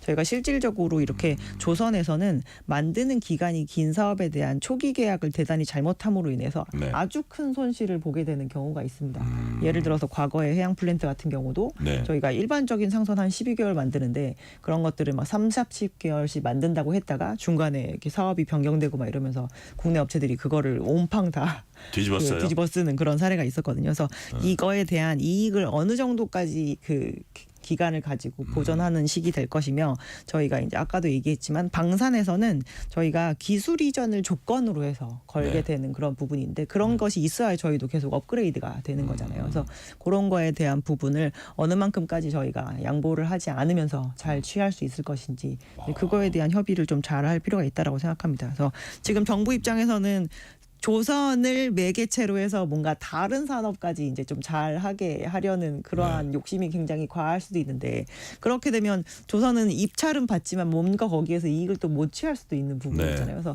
절대적으로 민간 사업이라는 그런 개념을 벗어나지 않는 선에서 저희가 수주가 잘 이루어졌으면 하는 그런 바람입니다. 네. 다음 질문 제가 예정했던 질문 가기 전에 우리 청취자가 이런 질문을 주셨네요. 208 하나님이 조선소는 부족하지 않나요? 기술자 수도 부족하다고 하던데 어떤가요? 지금 실태는 어떻습니까? 일단 방산 자체는 저희가 조선소 안에서도 방산을 하는 사이트는 아예 따로 별도로 구별이 되어 있고요. 거기 안에서 종사하시는 분들은 민간 사업자에서 받은 다른 상선 쪽이 아무리 바빠도 그거를 또 하러 갔다 오시거나 이러지는 않으십니다. 그리고 그 대신 군과 관련된 걸 만들기 때문에 파업도 절대 금지로 되어 있는 편인데요. 그래서 지금까지는 국내 조선 업체들은 대체적으로 내수에 해당하는 부분만 했어서 이게 이제 해외에서 저희가 수주가 들어오게 되면 해외에서 수주를 할 때 또 여러 가지 조건을 붙이기도 하는데요. 내가 10개 발주하는데 그중에서 3개는 한국에서 만들고 나머지는 우리 쪽에서 만들 수 있게 해줘. 이런 거가 되면 저희가 실질적으로 그 10개나 되는 큰 프로젝트이지만 이거를 소화하기 위해서 물리적인 캐파를 늘리지 않아도 되는 정도 수준일 수도 있거든요. 그래서 어떠한 식의 계약이 이루어지느냐가 일단 좀 관건이고 저희가 만약에 이렇게 되면 실제로 말씀하신 것처럼 인력도 조금 더 채용을 해야 되고요. 그리고 지금 현재 국내 조선업체들이 사업장이 예전에 확장했었던 그 사업장을 다 돌리지 않고 있는 경우도 있습니다. 근데 이 방산 사업장으로 지정이 되려면 거기는 아예 방산으로 다시 재등록을 해야 되는 부분이 있기 때문에 이제 그런 거를 늘릴 만큼 내가 수주가 견조할 것인가에 대한 거는 이제 조선소가 내부적으로 좀 판단을 하게 되겠죠. 네. 자, 근데 한미 통상 분야는 조선만 있는 게 아닙니다. 당장 트럼프 2기 행정부는 관세를 무기로 세계 각국을 압박할 걸로 예상이 되고 있어요. 따라서 우리가 요구안을 만든다고 해서 이게 또 통할지 이건 좀 지켜봐야 할 대목이죠. 근데 이 부분도 미국은 해외에서 물건을 엄청 사들이는 국가잖아요. 그래서 그걸 다 관세로 막으면 미국이 과연 또 물가를 제대로 잘 잡을 수 있을지에 대한 걱정도 좀 그러니까 트럼프가 그렇게 공언은 했지만 그죠? 그래서요. 물론 실제로 2018년에 상반기에 이제 특히나 그때 미중 무역 분쟁이 처음 시작될 때는 중국한테는 관세 엄청 매길 거야라고 이걸 예고를 딱 하고 나서 실제로 하반기에 관세를 굉장히 많이 부과를 하기 시작을 했습니다. 그래서 그걸로 인해서 해상 물동량도 줄고 저희가 이 물동량을 많이 날라야 되는 해운사들은 조금 흐름도 안 좋은 상황이 이어지긴 했었거든요. 근데 이제 전면적으로 이렇게 막 전 그 무역 대상을 대상으로 다 관세를 부과를 할 수 있을 것인가에 대해서는 조금 제한적이지 않을까라고 보고 있습니다. 그건 현실성이 떨어진다. 네. 말씀하셨고 마지막 질문 드릴게요. 한미 조선협력은 기본적으로 호재로 보입니다. 다만 트럼프 정부와의 협상력도 굉장히 중요할 것 같습니다. 줄 건 주고 챙길 건 챙긴다는 원칙하에 볼 때, 자 우리 연구위원님께서 양보 가능한 영역은 어떤 게 있으며 우리가 꼭 받아내야 하는 그 영역이 있다면 어떤 게 있는지 각각 어떤 게 있을까요? 일단 향후에도 계속 만약에 미국과 관련된 방사를 수주를 하게 된다면 저희가 가장 코어까지 들어갈 수 있을 만큼 이제 기술 이전이 일단 굉장히 조건이 돼야 된다라고 생각해요. 핵심 기술 이전까지 가능한 수준까지 되도록 영역을 좀 넓히는 게 중요할 것 같고 저희가 단순히 그냥 정말 땜질을 하는 것이 아니라 그 핵심 부품도 납품할 수 있는 수준까지 올라갈 수 있게 되는 게 조건으로 많이 붙어야 될 것 같고요. 절대적으로 저희는 지속적으로 말씀드리는 게 어쨌든 조선은 한국의 민간 산업이기 때문에 이번에 뭔가 협상을 하는 데 있어서 이제 정치적인 수단으로만 활용되는 일은 절대적으로 없어야 된다라고 생각합니다. 그러니까 어쨌든 우리 엄경아 연구위원께서 보시기에는 이거는 어쨌든 우리 조선 산업이 좀 어떤 측면에서는 조금 업그레이드 될 수 있는 계기기는 할 수 있다. 그렇게 보시는 거예요? 그렇게 생각할 수 있죠. 네. 자. 우리 조선 산업이 업그레이드되는 계기가 될 수도 있다는 말씀까지 오늘 듣겠습니다. 지금까지 엄경아 신영증권 연구위원이었습니다. 말씀 감사합니다. 감사합니다. 퇴근길 당신과 함께 읽는 세상 이야기 KBS 1라디오 뉴스레터 K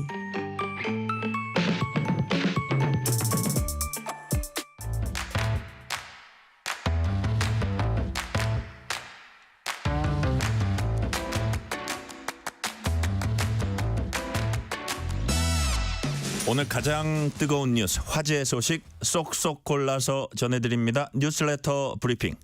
서은영 뉴스 큐레이터 전화 연결돼 있습니다. 서은영 큐레이터님 안녕하세요. 네, 안녕하세요. 어제 오늘 많은 양의 눈이 내렸습니다. 근데 지금은 일부 지역에만 대설주의보가 발효 중이죠? 네, 그렇습니다. 오후가 되면서 눈이 대부분 그쳤고요. 경기 남부에 내려졌던 대설주의보가 해제되면서 수도권은 대설특보가 모두 해제됐습니다. 그리고 현재는 강원 남부, 충북 북부, 경북 북동 산지에만 대설주의보가 발효 중이고요. 지금 이제 어제부터 발효됐던 이제 중앙재난안전대책본부 비상근무 체제도 지금 모두 해제가 된 상태입니다. 네. 자, 이번엔 물기를 가득 머금은 눈이 내리다 보니까 피해도 그만큼 컸던 것으로 보입니다. 전국적인 피해 상황 좀 짚어주세요. 네, 폭설이 집중된 이제 경기 지역에 특히 좀 피해가 속출했는데요. 어제 제설 작업 중이던 2명이 사망한 데 이어서 오늘도 인명 피해가 있었습니다. 오늘 오전 5시께 용인시 처인구 백안면의 단독주택에서 집 앞에 눈을 치우던 60대 남성이 쓰러지는 나무에 깔려서 숨지는 사고가 있었는데요. 사고는 제설 작업을 하던 이 남성의 머리 위로 눈이 쌓인 나무가 갑자기 넘어지면서 발생한 것으로 알려졌습니다. 그리고 오늘 정오쯤엔 안성시 서운면의 자동차 부품 제조 공장에서 눈 쌓인 캐노피가 붕괴해서 이 밑을 지나던 70대 직원 1명이 사망을 했고요. 어제 비봉 매송 도시의 고속화도로에선 자동차 사고 현장의 교통을 통제 중이던 도로 운용사 직원이 숨지는 안타까운 사고도 있었습니다. 이렇게 해서 폭설로 사망한 사람만 오늘까지 6명으로 늘어났는데 그중 5명은 경기도 지역에서 사망을 한 것으로 집계가 됐습니다. 무거운 눈 때문에 붕괴 사고도 무척 많았는데요. 오늘 낮엔 안양시 동안구 농수산물 시장에 이제 지붕이 붕괴하면서 1명이 다쳤고요. 안산에서는 가공공장 천막 건축물이 또 안성에선 택배 물류센터 가건물이 붕괴되기도 했습니다. 오늘 오전 열차 지연으로 출근길 불편이 되풀이 됐고요. 폭설로 휴업하거나 등교 시간 조정하는 학교도 많았습니다. 서울에선 학교 3곳이 휴업을 했고요. 경기 지역에선 전체 학교의 26%가 휴업했습니다. 네, 그렇군요. 그런데 오늘 밤부터 주말 사이에 눈이 또 내릴까요? 네, 또 내린다는 소식이 있습니다. 그래요? 이제 경기 남부와 강원은 오늘 밤까지 일단 눈이 내릴 것으로 보이고요. 내일 오후부터는 또 새로운 눈구름이 발달을 합니다. 그러면서 이제 서울 등 수도권을 포함한 이제 전국 곳곳에 1에서 5cm의 눈이 또다시 내릴 것으로 보이는데요. 일단 지금은 다시 내려도 최대 5cm라고 하지만 우리 월요일의 기억을 떠올려 보면 그때도 최대 10cm라고 했었거든요. 그래서 참 정확하게 예측이 좀 어려울 수도 있겠다라는 생각이 들고요. 내일은 사실 추위에 더 많이 대비를 하셔야겠습니다. 내일 아침 서울 영하 4도, 춘천 영하 6도. 그래서 이렇게 이번 추위가 절정을 이제 달할 것으로 보이는데요. 한낮에는 뭐 서울 4도, 대구 8도. 그래서 조금 오늘과 비슷한 수준이지만 지금 찬바람이 많이 불잖아요. 네. 그래서 아무래도 체감 온도는 더 떨어지겠습니다. 그래서 좀 옷을 따뜻하게 입으셔야겠고요. 네네. 밤사이 기온이 영하권으로 떨어져서 눈이 얼어붙는 곳도 많을 것으로 보이니까 빙판길 미끄럼 사고도 조심하셔야겠습니다. 눈이 오더니 추위가 오네요. 자, 안전이 최우선이니까 많이 조심하셔야겠고요. 다음 소식으로 넘어가 볼게요. 올해는 아기 울음소리가 늘었다는 반가운 뉴스가 나오고 있습니다. 심지어 지난 3분기엔 합계 출산율이 큰 폭으로 늘었다. 이게 얼마 만에 듣는 소식인지 모르는데 얼마나 늘었습니까? 항상 이야기할 때 이제 저출산 고령화에 대한 소식들을 많이 전해드리게 되는데 아니, 기록 행진만 우리가 봤었잖아요, 지금까지. 맞습니다. 네. 요 근래 이제 모처럼 좀 이제 이게 반등하고 있다라는 소식들을 전할 수 있어서 저 역시 굉장히 기쁘게 생각하는데요. 네. 물론 절대 수치로는 아직 심각한 저출산이긴 합니다만 그렇죠. 오랜 기간 이어졌던 출산 감소 추세를 감안하면 이 3분기 합계 출산율도 크게 늘었고 올해 신생아 수는 9년 만에 처음으로 반등할 거다. 이런 기대감까지 무르익고 있습니다. 네. 이 통계를 하나씩 좀 살펴보면요. 지난 3분기에 새로 태어난 아기가 6만 1,300명, 1년 전에 비해서 8% 증가했는데요. 12년 만에 가장 큰 폭의 분기 증가세다. 라고 이야기를 합니다. 워낙 작년에 태어난 아기 수가 적었으니까 당연히 뭐 조금만 신생아 수 늘어도 증가폭 커지는 거 아니냐? 이렇게 반문하실 수도 있어요. 네. 그런데 이제 그런 지적도 뭐 틀린 말은 아닙니다만 이 늘어나는 추세가 만들어지고 있다는 건 좀 긍정적이라고 말씀드릴 수 있겠습니다. 지난 2분기에도 9년 만에 처음으로 신생아 수가 늘었거든요. 근데 지금은 증가폭도 커지고 있는 분위기입니다. 이런 것들이 상당히 이제 반가운 것이고요. 덕분에 이미 올해 누적 출생아 수가 작년 출생아 수를 넘어서기 시작했습니다. 네. 그리고 아까 서두에 말씀드렸던 이제 누적 합계 출산율도 9월까지 0.74명을 찍었는데요. 이건 이제 합계 출산율이라는 건 우리나라 여성 한 명이 평생 낳을 것으로 추산되는 아이의 수인데 아직 뭐 0.74니까 한 명당 한 명이 안 되는 거죠. 그러니까요. 그런데 사실 이제 통계청이 우리나라 합계 출산율이 올해 0.68명으로 떨어질 거라고 전망을 했었어요. 그런데 지금 이제 어쨌든 3분기까지만 0.74명으로 떨어지지 않고 오히려 반등을 했기 때문에 이 예상을 굉장히 반갑게 빗나갔다라고 말씀드릴 수 있겠습니다. 아이고, 예상이 빗나가도 이렇게 반가울 수가 있나요? 자, 네. 그렇다면 큐레이터님, 이렇게 신생아 수가 늘어난 이유 뭘까요? 최근에 이제 배우 정우성 씨 사례 때문에 혼외 출산에 대한 좀 논의가 활발합니다만 네네. 사실 출산율이 오를지 반대로 내릴지 우리가 미리 가늠해 볼 수 있는 예고편 성격의 지표가 있어요. 네. 바로 혼인 신고 건수인데요. 이 코로나 초기에 미뤘던 결혼식이 2022년 하반기부터 집중적으로 이제 이루어졌거든요. 네. 그러면서 2년 전부터 혼인 신고 건수가 급격하게 늘었습니다. 보통 혼인부터 첫 아이 출산까지 시차가 2년 내지 뭐 3년 정도까지 벌어지는데 지금은 이 효과가 뚜렷하게 나타나고 있다라고 말씀을 드릴 수 있겠고요. 네, 또 한 가지 이제 다행스러운 점은 요 근래 최근에도 결혼 건수가 크게 늘어나고 있어요. 이 7월에는 혼인 건수가 1년 전보다 33% 정도 늘었고요. 8월과 9월에도 20% 안팎으로 늘었거든요. 그러면 역시 또 시차가 벌어져서 내년, 내후년에도 합계 출산율이 지금보다 높게 나올 수 있다. 이런 기대를 해볼 수 있겠습니다. 네. 그럼 정치권이나 정부에서 내놓은 각종 인센티브 이런 것들이 영향을 미쳤는지는 조금 더 살펴봐야겠죠. 그런 거는. 네. 네네. 자, 우리나라 인구가 감소할 거라고 여러 차례 경고했던 일론 머스크. 이번에도 또 비슷한 전망을 내놨죠? 네, 계속 이제 비슷한 이야기를 하고 있긴 합니다. 이번에도 이제 인구 붕괴 라는 표현을 쓰면서 네. 한국 인구의 3분의 2가 모든 세대에서 사라질 것이라는 암울한 전망을 내놨는데요. 자신의 SNS 채널을 통해서 이 코멘트를 남긴 겁니다. 근데 사실 이 포스팅에 인용한 그래프를 보면요. 네. 세계은행이 공개한 자료이긴 하지만 이제 그 수치들은 우리나라 통계청이 작년에 내놨던 합계 출산율 통계거든요. 네. 그리고 마지막에 딱 2024년에는 0.64명, 그러니까 0.68명. 그러니까 제가 아까 통계청이 올해 예상했던 합계 출산율 수치가 적혀 있어요. 네.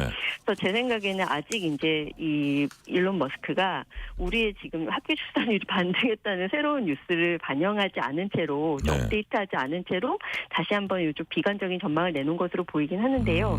물론 그럼에도 불구하고 절대 수준으로 보면 우리나라 지금 세계적으로 가장 출산율이 좀 가장 낮은 나라, 가장 심각한 저출산 국가라는 머스크의 지적은 여전히 타당하긴 합니다. 머스크가 이제 포스팅에 인용한 보고서를 보면 출산을 제약하는 요인으로 긴 근무 시간, 저임금, 결혼율 감소 이런 것들 꼽고 있거든요. 네. 이런 문제점들을 하루빨리 해소하는 것이 지금의 출산율 반등 분위기에 뭔가 촉매제 역할을 할 수 있을 것으로 보입니다. 네, 사실 머스크의 지적과 관련 없이 우리 출산율은 참 국가 존립과도 관계되는 문제이기 때문에 맞습니다. 국가적으로 이렇게 생각을 크게 봐야 될 것 같고요. 자, 관련되는 소식이기도 하면서 다른 소식 한번 살펴보도록 하겠습니다. 윤석열 대통령이 통상적 임신 기간을 다 채우지 않고 좀 일찍 태어난 이른둥이라 그러네요. 이른둥이 네. 부모들과 오늘 만났습니다. 윤 대통령은 정부가 출산과 치료, 양육 전 과정에 대한 지원을 대폭 강화하겠다 이렇게 약속을 했어요. 네, 그렇습니다. 오늘 서울 서초구 서울 성모병원에서 네. 이른둥이의 건강한 성장 지원을 위한 간담회 자리가 있었습니다. 이 자리에 이제 윤 대통령이 참석을 한 건데요. 이른둥이는 정확하게 좀 정의를 말씀드리면 임신 기간 37주를 못 채우고 태어났거나 네. 체중이 2.5kg에 미달하는 출생아를 일컫는 말입니다. 그런데 지난해 이른둥이가 28,000여 명인데요. 거의 신생아 수 100명 중에 12명꼴 정도 된다고 생각하시면 될 것 같아요. 윤 대통령 이 자리에서 이른둥이는 출생 직후부터 중환자실에 장기간 입원을 해야 되는 경우도 굉장히 많고 그러다 네네. 보니까 부모님들의 양육 부담이 크다면서 이른둥이 지원 늘리겠다 이렇게 약속을 했습니다. 근데 구체적인 내용들이 좀 궁금한데 이것은 이제 유해미 대통령실 저출생 수석이 네. 용산 대통령실 브리핑을 통해서 좀 보충을 했습니다. 네네. 오늘 오후에 브리핑이 있었는데요. 윤 대통령이 약속한 대책에 대해서 지금 이제 이른둥이의 체중에 따라서 의료비를 300만 원에서 최고 1,000만 원까지 차등 지원을 하는데 이제 앞으로는 출생 체중에 따라서 400만 원부터 최고 2,000만 원까지 그러니까 최고액 기준으로는 2배가 늘어나는 셈이죠. 이렇게 상향 조정을 하겠다고 밝혔습니다. 네. 얼마 전에 국내 최초로 자연 임신을 통해서 5쌍둥이가 태어나서 화제가 됐습니다. 이 아이들의 부모님도 오늘 간담회 자리에 나왔다고요. 거기서 나온 윤 대통령의 얘기도 있었다고 하네요. 네, 맞습니다. 이 부모님도 만났고 실제로 이 5쌍둥이도 윤 대통령이 직접 만났는데요. 그러면서 저도 어머니께서 바쁜 직장 생활을 하셨기 때문에 칠삭둥이로 2.3kg 이른둥이로 태어나서 아이를 보는 마음이 더 각별했다라는 자신의 이야기를 좀 전하기도 했고요. 그러면서 더더욱 정부가 촘촘하고 확실하게 지원하겠다라고 약속하기도 했습니다. 네. 자, 마치기 전에 4222님이 아기 울음소리가 늘어난다니 기분 좋은 소식입니다. 아이는 보기만 해도 행복합니다. 그리고 오늘 뉴스 중에는 윤석열 대통령이 칠삭둥이 2.3kg 이른둥이로 태어났다. 이게 또 약간 눈에 띄는 뉴스기도 했습니다. 오늘 말씀은 여기까지 듣겠습니다. 지금까지 서원영 뉴스 큐레이터였습니다. 말씀 감사합니다. 감사합니다.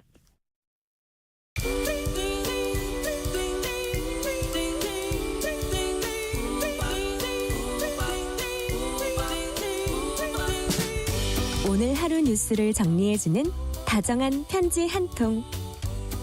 KBS 1라디오 뉴스레터 K.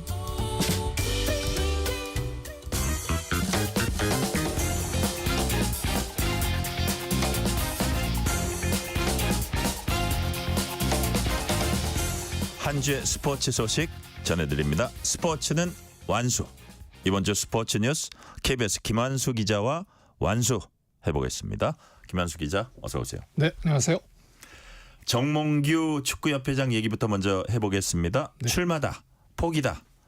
그동안 말이 많았는데 결국 사선 도전에 나서네요. 네, 오늘 아침에 사실 KBS 스포츠국이 굉장히 막 웅성웅성했습니다. 네. 왜냐하면 이제 오늘 결정할 것이라는 얘기 나왔는데 그러니까요.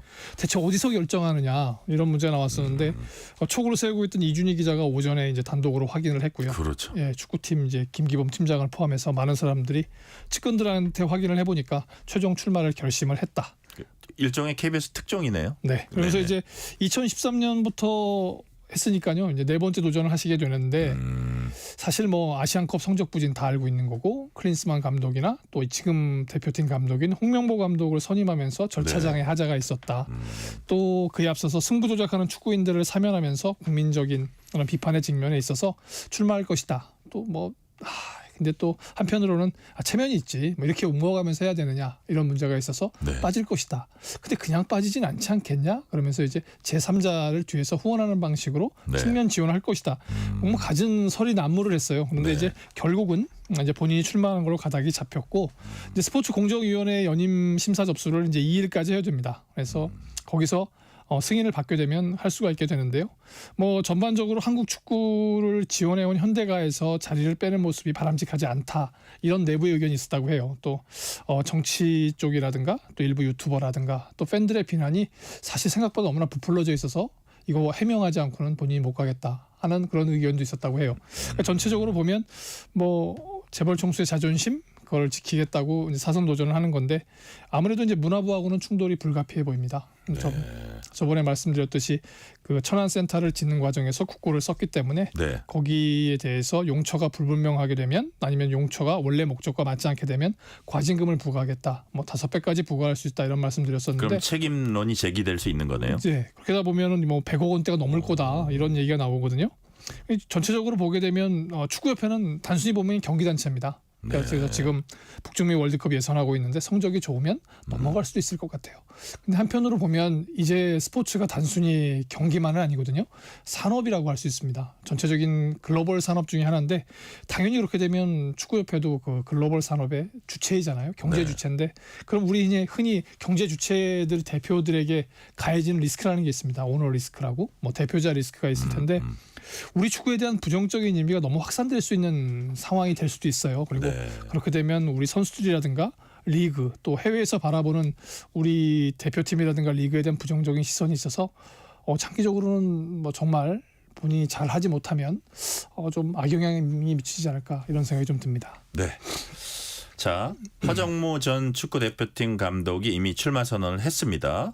그래서 이렇게 되면 정몽규 현 회장과 2파전이 될 것 같습니까? 어떻습니까? 지금으로서는 이제 2파전 될 가능성이 유력해 보이죠. 네.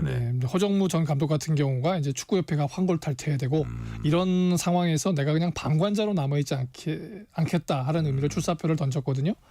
그런데 사실 허정무 전 감독 외에도 뭐 이용수 전 부회장을 포함해서 많은 부회장군들이 사실 출마를 저울질하고 있었어요. 그 축구 해설하던 이용수 부회장이요? 예.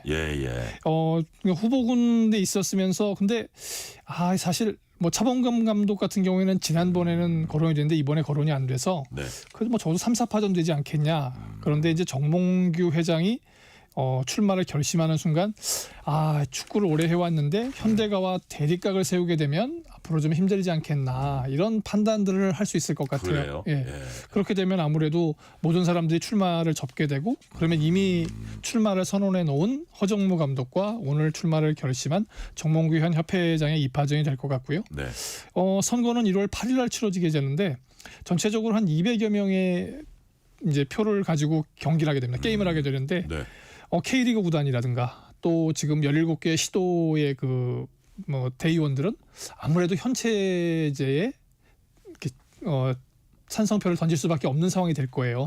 구조적으로 좀 그렇습니까? 예, 그렇게 되면 아무래도 적어도 한 20% 정도는 이미 현 회장이 프리미엄을 갖고 가기 때문에 허정무 전 감독 같은 경우에는 이제 나머지를 파고 들어야 될 거고 또 이들 중에서도 이번 같은 경우는 너무 좀 이상하지 않냐. 그래서 그 돌아선 민심을 빨리빨리 체크해서 자기 표로 만드는 작업이 돼야지만 축구협회장이 바뀌거나 아니면 그 적어도 바뀌지 않더라도 정몽규 회장이 어떤 그런 위기의식 아니면 메시지를 받고 다음 임기를 되게 되더라도 그런 상황이 돼야 될 것 같습니다. 그러니까 우리가 잘 모르는 사람들이 이렇게 보면 과연 재벌 회장이 하는 게 더 이점이 있는지 아니면 광범위한 비판을 받아왔기 때문에 이 기회에 바꿔야 되는지 이런 부분들에 대해서 이제 그 대의원들이 판단을 할 걸로 보이네요. 네. 축구협회장 누가 되나 좀 더 지켜봐야겠습니다.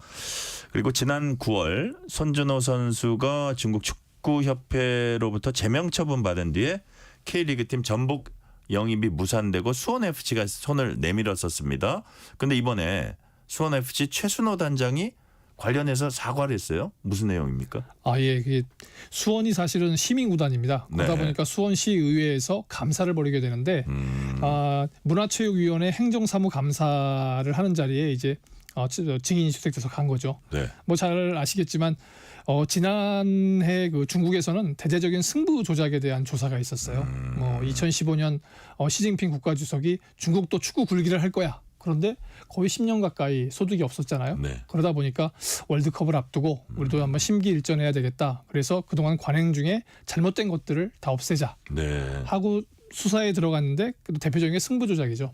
그런데 이 손준호 선수의 소속팀인 그 산둥팀에 하오웨이 감독하고 진징다오라는 선수가 있는데 네. 승부열 조작에 굉장히 깊이 관여된 걸로 수사를 받기 시작했습니다. 그런데 이 진징다오라는 선수가 이름에서 느끼시겠지만 진징다오 중국 이름이고 우리로 발음하게 되면 김경호 선수예요. 그러다 보니까 조선족이고 아무래도 손준호 선수가 처음 해외 생활을 하면서 친해질 수밖에 없었겠죠. 좀 도움을 받았을 수도 있네요. 네, 그렇게 하다가 근데 이제 결정적인 게 갑자기 손준호 선수가 공항에서 체포를 당해요. 이제 국내에 들어오는 동안에.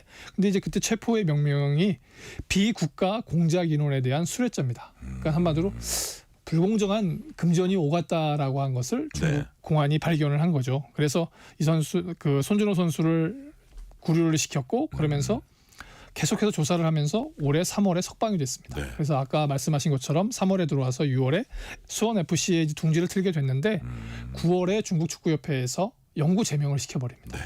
그러다 보니까 이게 피파에 보고가 되고 피파에 보고된 상황에서 아무래도 수원FC라든가 최순호 단장 같은 경우에는 그런 구체적인 내용들을 한마디로 확인하지 못했었기 때문에 이 선수가 뭐 그런 일이 있었어도 선수 생활하는 지장이 없겠다 이렇게 네. 판단해서 팀에 뽑은 것 같습니다.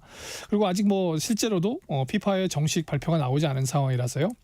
근데 본인은 최순호 단장이나 수원FC에서는 아직 이 선수가 뭐 징계가 결정된 게 아니니까 네. 무죄 추적의 원칙에 의해서 선수 생활을 가능하게 해야 되지 않느냐 이렇게 해서 뽑았었는데 앞으로는 이런 문제가 한마디로 대한민국 축구의 신뢰도도 있을 수 있기 때문에 신중하게 윤리적인 문제를 검토하겠다 이러면서 사과를 하게 됐습니다. 그러니까 약간 구제해주고 싶었는데 그게 약간 그 적절치 못한 면도 있었다 이런 걸 인정한 것 같고요. 지금부터 프로야구 얘기입니다. 먼저 올 시즌 MVP의 기아 김도영 선수 선정됐죠? 네. 네. 뭐 사실 다 하셨을 거예요. 뭐 어차피 MVP는 김도영이다 그렇죠. 이런 얘기가 돌고 있었으니까요. 뭐 38홈런에 40도루. 근데 네. 3년차 선수가 이 정도 해내고 나다 보니까 사실 메이저리그로 치면 오타니급 활약이다 이런 평가를 많이 받았어요. 그런데 이제 표수가 뭐 기자단이 101표를 던졌는데 99표, 95표를 얻게 됐습니다. 근데 조금 아쉬운 건 만장일치가 안 된 게 좀 아쉬워요.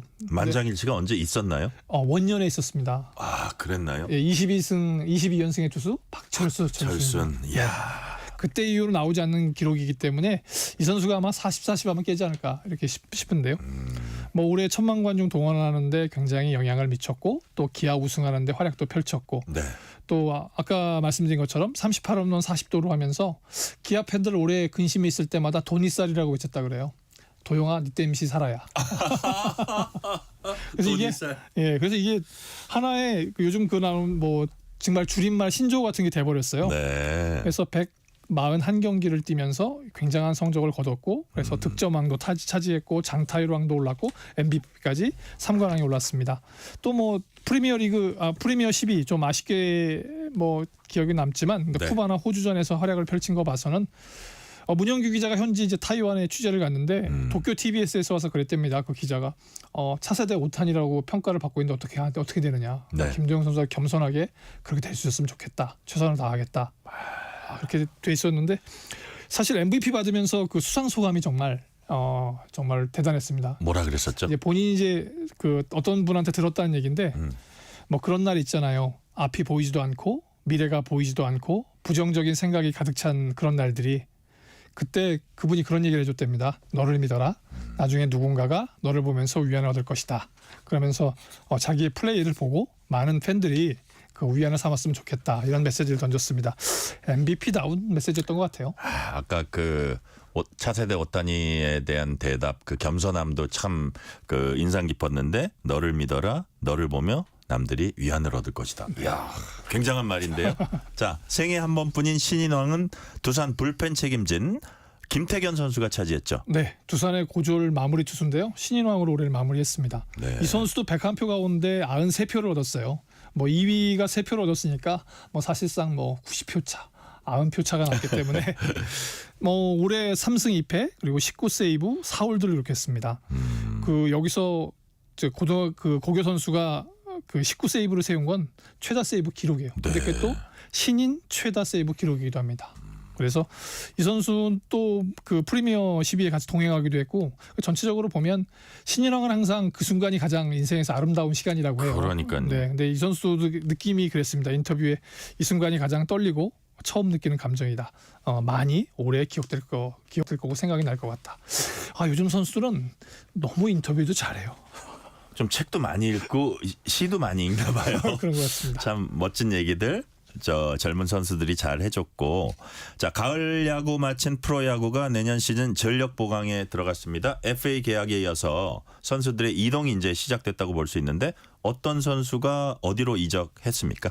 네, 사실 이제 그 FA가 보통 즉시 전력감이기 때문에 많은 계약금을 주고 선수를 가져가거든요. 네네. 근데 이번에는 뭐 롯데의 김원중이나 구승윤, 그다음에 구승민, 그다음에 SSG의 최정, 삼성의 김원곤, KT의 우규민 이런 선수들이 잔류를 해버렸어요. 네. 그래서 팀 간 이동이 사실 거의 없습니다.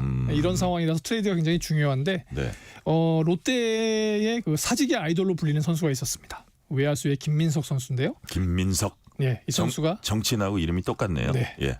근데 이 선수가 이제 추재현 또 투수 최우민 선수와 함께 두산으로 갔어요. 왜냐하면 두산 입장에서는 외야가 워낙 넓잖아요. 네네. 잠실구장에. 그래서 외야 수비를 잘해줘서 탄탄한 선수가 필요했는데 그래서 김민석 선수를 영입하는 김에 추재현, 최우민 선수를 함께 데리고 왔습니다. 두산에 근데 그 롯데 두산은 그래서 마무리 투수 정철원 선수를 롯데에 줬어요. 그리고 또 유격수 전민재 선수를 줬는데 그 롯데 입장에서는 불펜도 강화하고 내야진도 강화할 수 있는 그래서 양측의 이해가 잘 맞아떨어지는 트레이드였고요. 근데 한 가지 좀 이해가 안 되는 부분이 하나 외야수 장진혁 선수의 KT 이적입니다. 왜냐하면 KT 이제 엄상백 선수의 보상 선수를 한 선수를 지명해 갈 수가 있는데 이 선수를 보호 선수로 지명을 안 했어요. 왜냐하면 한화가 외야 수비가 크게 좋지 않은 팀이거든요. 그런데 잘하는 외야수 올 시즌 최고의 활약을 펼친 장진혁 선수를 보호 선수로 지정을 안 했어요. 왜 그랬을까요? 그러다 보니까 이제 여러 가지 추측이 나오는데 투수 엄상백 선수를 데리고 왔고 또 내야에 심효준 선수를 보강했으니까 외야에도 대여급 선수를 데리고 오지 않겠냐.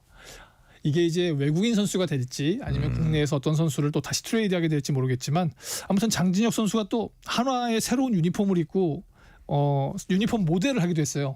유니폼 모델을 다른 팀에 보내는 이런 또 이런 상황이 벌어졌습니다. 네. 자, 이적과 관련해서 외국인 선수들의 이동도 눈에 띕니다. 특히 키움의 푸이그가 돌아왔다고요? 네, 돌아오게 돼 있습니다. 아, 그래요? 네. 키움 푸이그 하게 되면 뭐 야생마. 그러니까요. 상당히 인상적인 선수였는데. 네. 그리고 이제 무엇보다도 그 LA 다저스 있을 때 유현진 선수하고 케미가 좋았잖아요. 장난도 많이 치고. 그래서 근데 이제 적으로 만나야 되는 상황이 발생을 해서 어떻게 첫 상대를 상대할 거냐. 그런데 사실 푸이그 선수가 오는 것만도 사실 충격이거든요. 이제 1월 달에 그 스프링 캠프에 합류하게 되는데 키움이 정말 그 파격적인 선택을 했어요. 보통은 외국인 투수 2명에 타자 1명을 가지고 오거든요. 근데 올해는 타격이 좀 안 됐다고 해서 푸이그 선수 한 선수와 또 카디네스라고 하는 선수를 데리고 오게 됩니다. 근데 카디네스가 삼성 팬들한테는 아주 뭐랄까 지워버리고 싶은 선수예요. 아, 그래요? 예, 왜냐하면 올해 7월 달에 그 대체 선수로 들어왔었거든요. 그래서 올해 삼성이 가장 많이 점수를 낸 게 7월 20일인가 롯데와의 경기였는데 21점이 났어요. 21점이 나는 경기에서 이 선수가 오자마자 첫 홈런을 터뜨렸습니다. 이게 140m가 넘어가는 좌월 홈런이었거든요. 그래서 와 대단하다 했는데 예. 7월 21일 날 그 다음 날도 다시 롯데하고 경기를 했었는데 9회 말에 5대4로 지고 있다가 이 선수가 끝내기 2점 홈런을 쳐버립니다. 네. 그래서 정말 복덩이가 들어왔다. 이렇게 해서 삼성이 가뜩이나 너무 좋아했는데 이 선수가 갑자기 그다음부터 허리 통증, 어깨 통증을 막 하면서 예. 약간 좀 태업을 하기 시작해요. 그리고 수비에 내보냈는데 중견수 자리에서 정말 너무나 걸어서 수비를 해서 이름하여 산책 수비 논란이 일어나요. 산책 수비. 야. 그래서 7경기 만에 방출을 시켰어요. 방출을 시켜서 이제 뭐 디아즈라고 이번에 그 가을 야구에서 맹활약한 선수를 데리고 와서 했는데 이 선수에게 그때 많은 연봉을 줬기 때문에 디아즈 선수가 거의 헐값으로 계약을 맺고 말았어요. 그러다 보니까 삼성 팬들의 입장에서는 좋은 선수를 데리고 올 수 있는 기회를 몸값만 다 가지고 가고 더 웃긴 거는 이 선수가 그 미국에 복귀해서 사진을 찍었는데 새 차 사갖고 이렇게 방긋방긋 웃는 장면을 띄웠어요. SNS에. 그러니까 삼성 팬들의 입장에서는 너무한 거 아니냐. 한마디로 직업 윤리가 없는 선수라고 했었는데 이런 선수를 키움에서 데리고 왔어요. 데리고 왔다. 근데 이제 키움과 삼성이 붙을 때 너무 잘해버리게 되면 이거는 이제 또 다른 이제 전쟁이 되는 거죠. 키움과 삼성의 또 다른 전쟁이 될 것 같습니다. 그렇게 되면 이제 삼성이 멘탈을 유지하기 쉽지 않을 것 같고.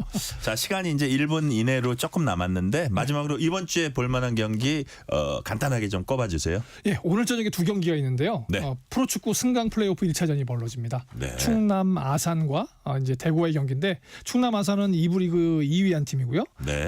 대구는 1부 리그의 11위한 팀입니다. 어떻게든 가야 되는데 일단 1차전, 2차전이 있긴 하지만 1차전부터 서로 기선제압하려고 할 거고요. 네네. 얼마 전에 프로농구에서는 젖은 수건 사건이 벌어졌었죠. 왜 그렇죠. 감독이 선수에게 던졌던. 네네. 그 김승희 감독을 대신해서 이제 김태술 감독이 처음 지휘복을 잡았는데 오늘 DB와 소노의 김태술 감독이 DB 원래 친정팀이거든요. 네. DB를 상대로 데뷔전을 치르게 됩니다. 운명의 장난 같은 경기 한번 보시면 재밌을 것 같습니다. 오늘 말씀은 운명의 장난 같은 경기 치러진다는 말씀까지 듣겠습니다. 지금까지 김한수 KBS 기자였습니다. 말씀 감사합니다. 오늘 뉴스레터 K는 여기까지입니다. 11월도 마무리에 접어들었습니다. 오늘 끝곡은 신승훈의 늦어도 11월에는 듣겠습니다. 커피 쿠폰 받으실 분들은 뉴스레터 K 홈페이지 확인해 주시고요. 오늘도 함께해 주신 청취자 여러분 진심으로 감사드립니다. 지금까지 뉴스레터 K 전종철입니다.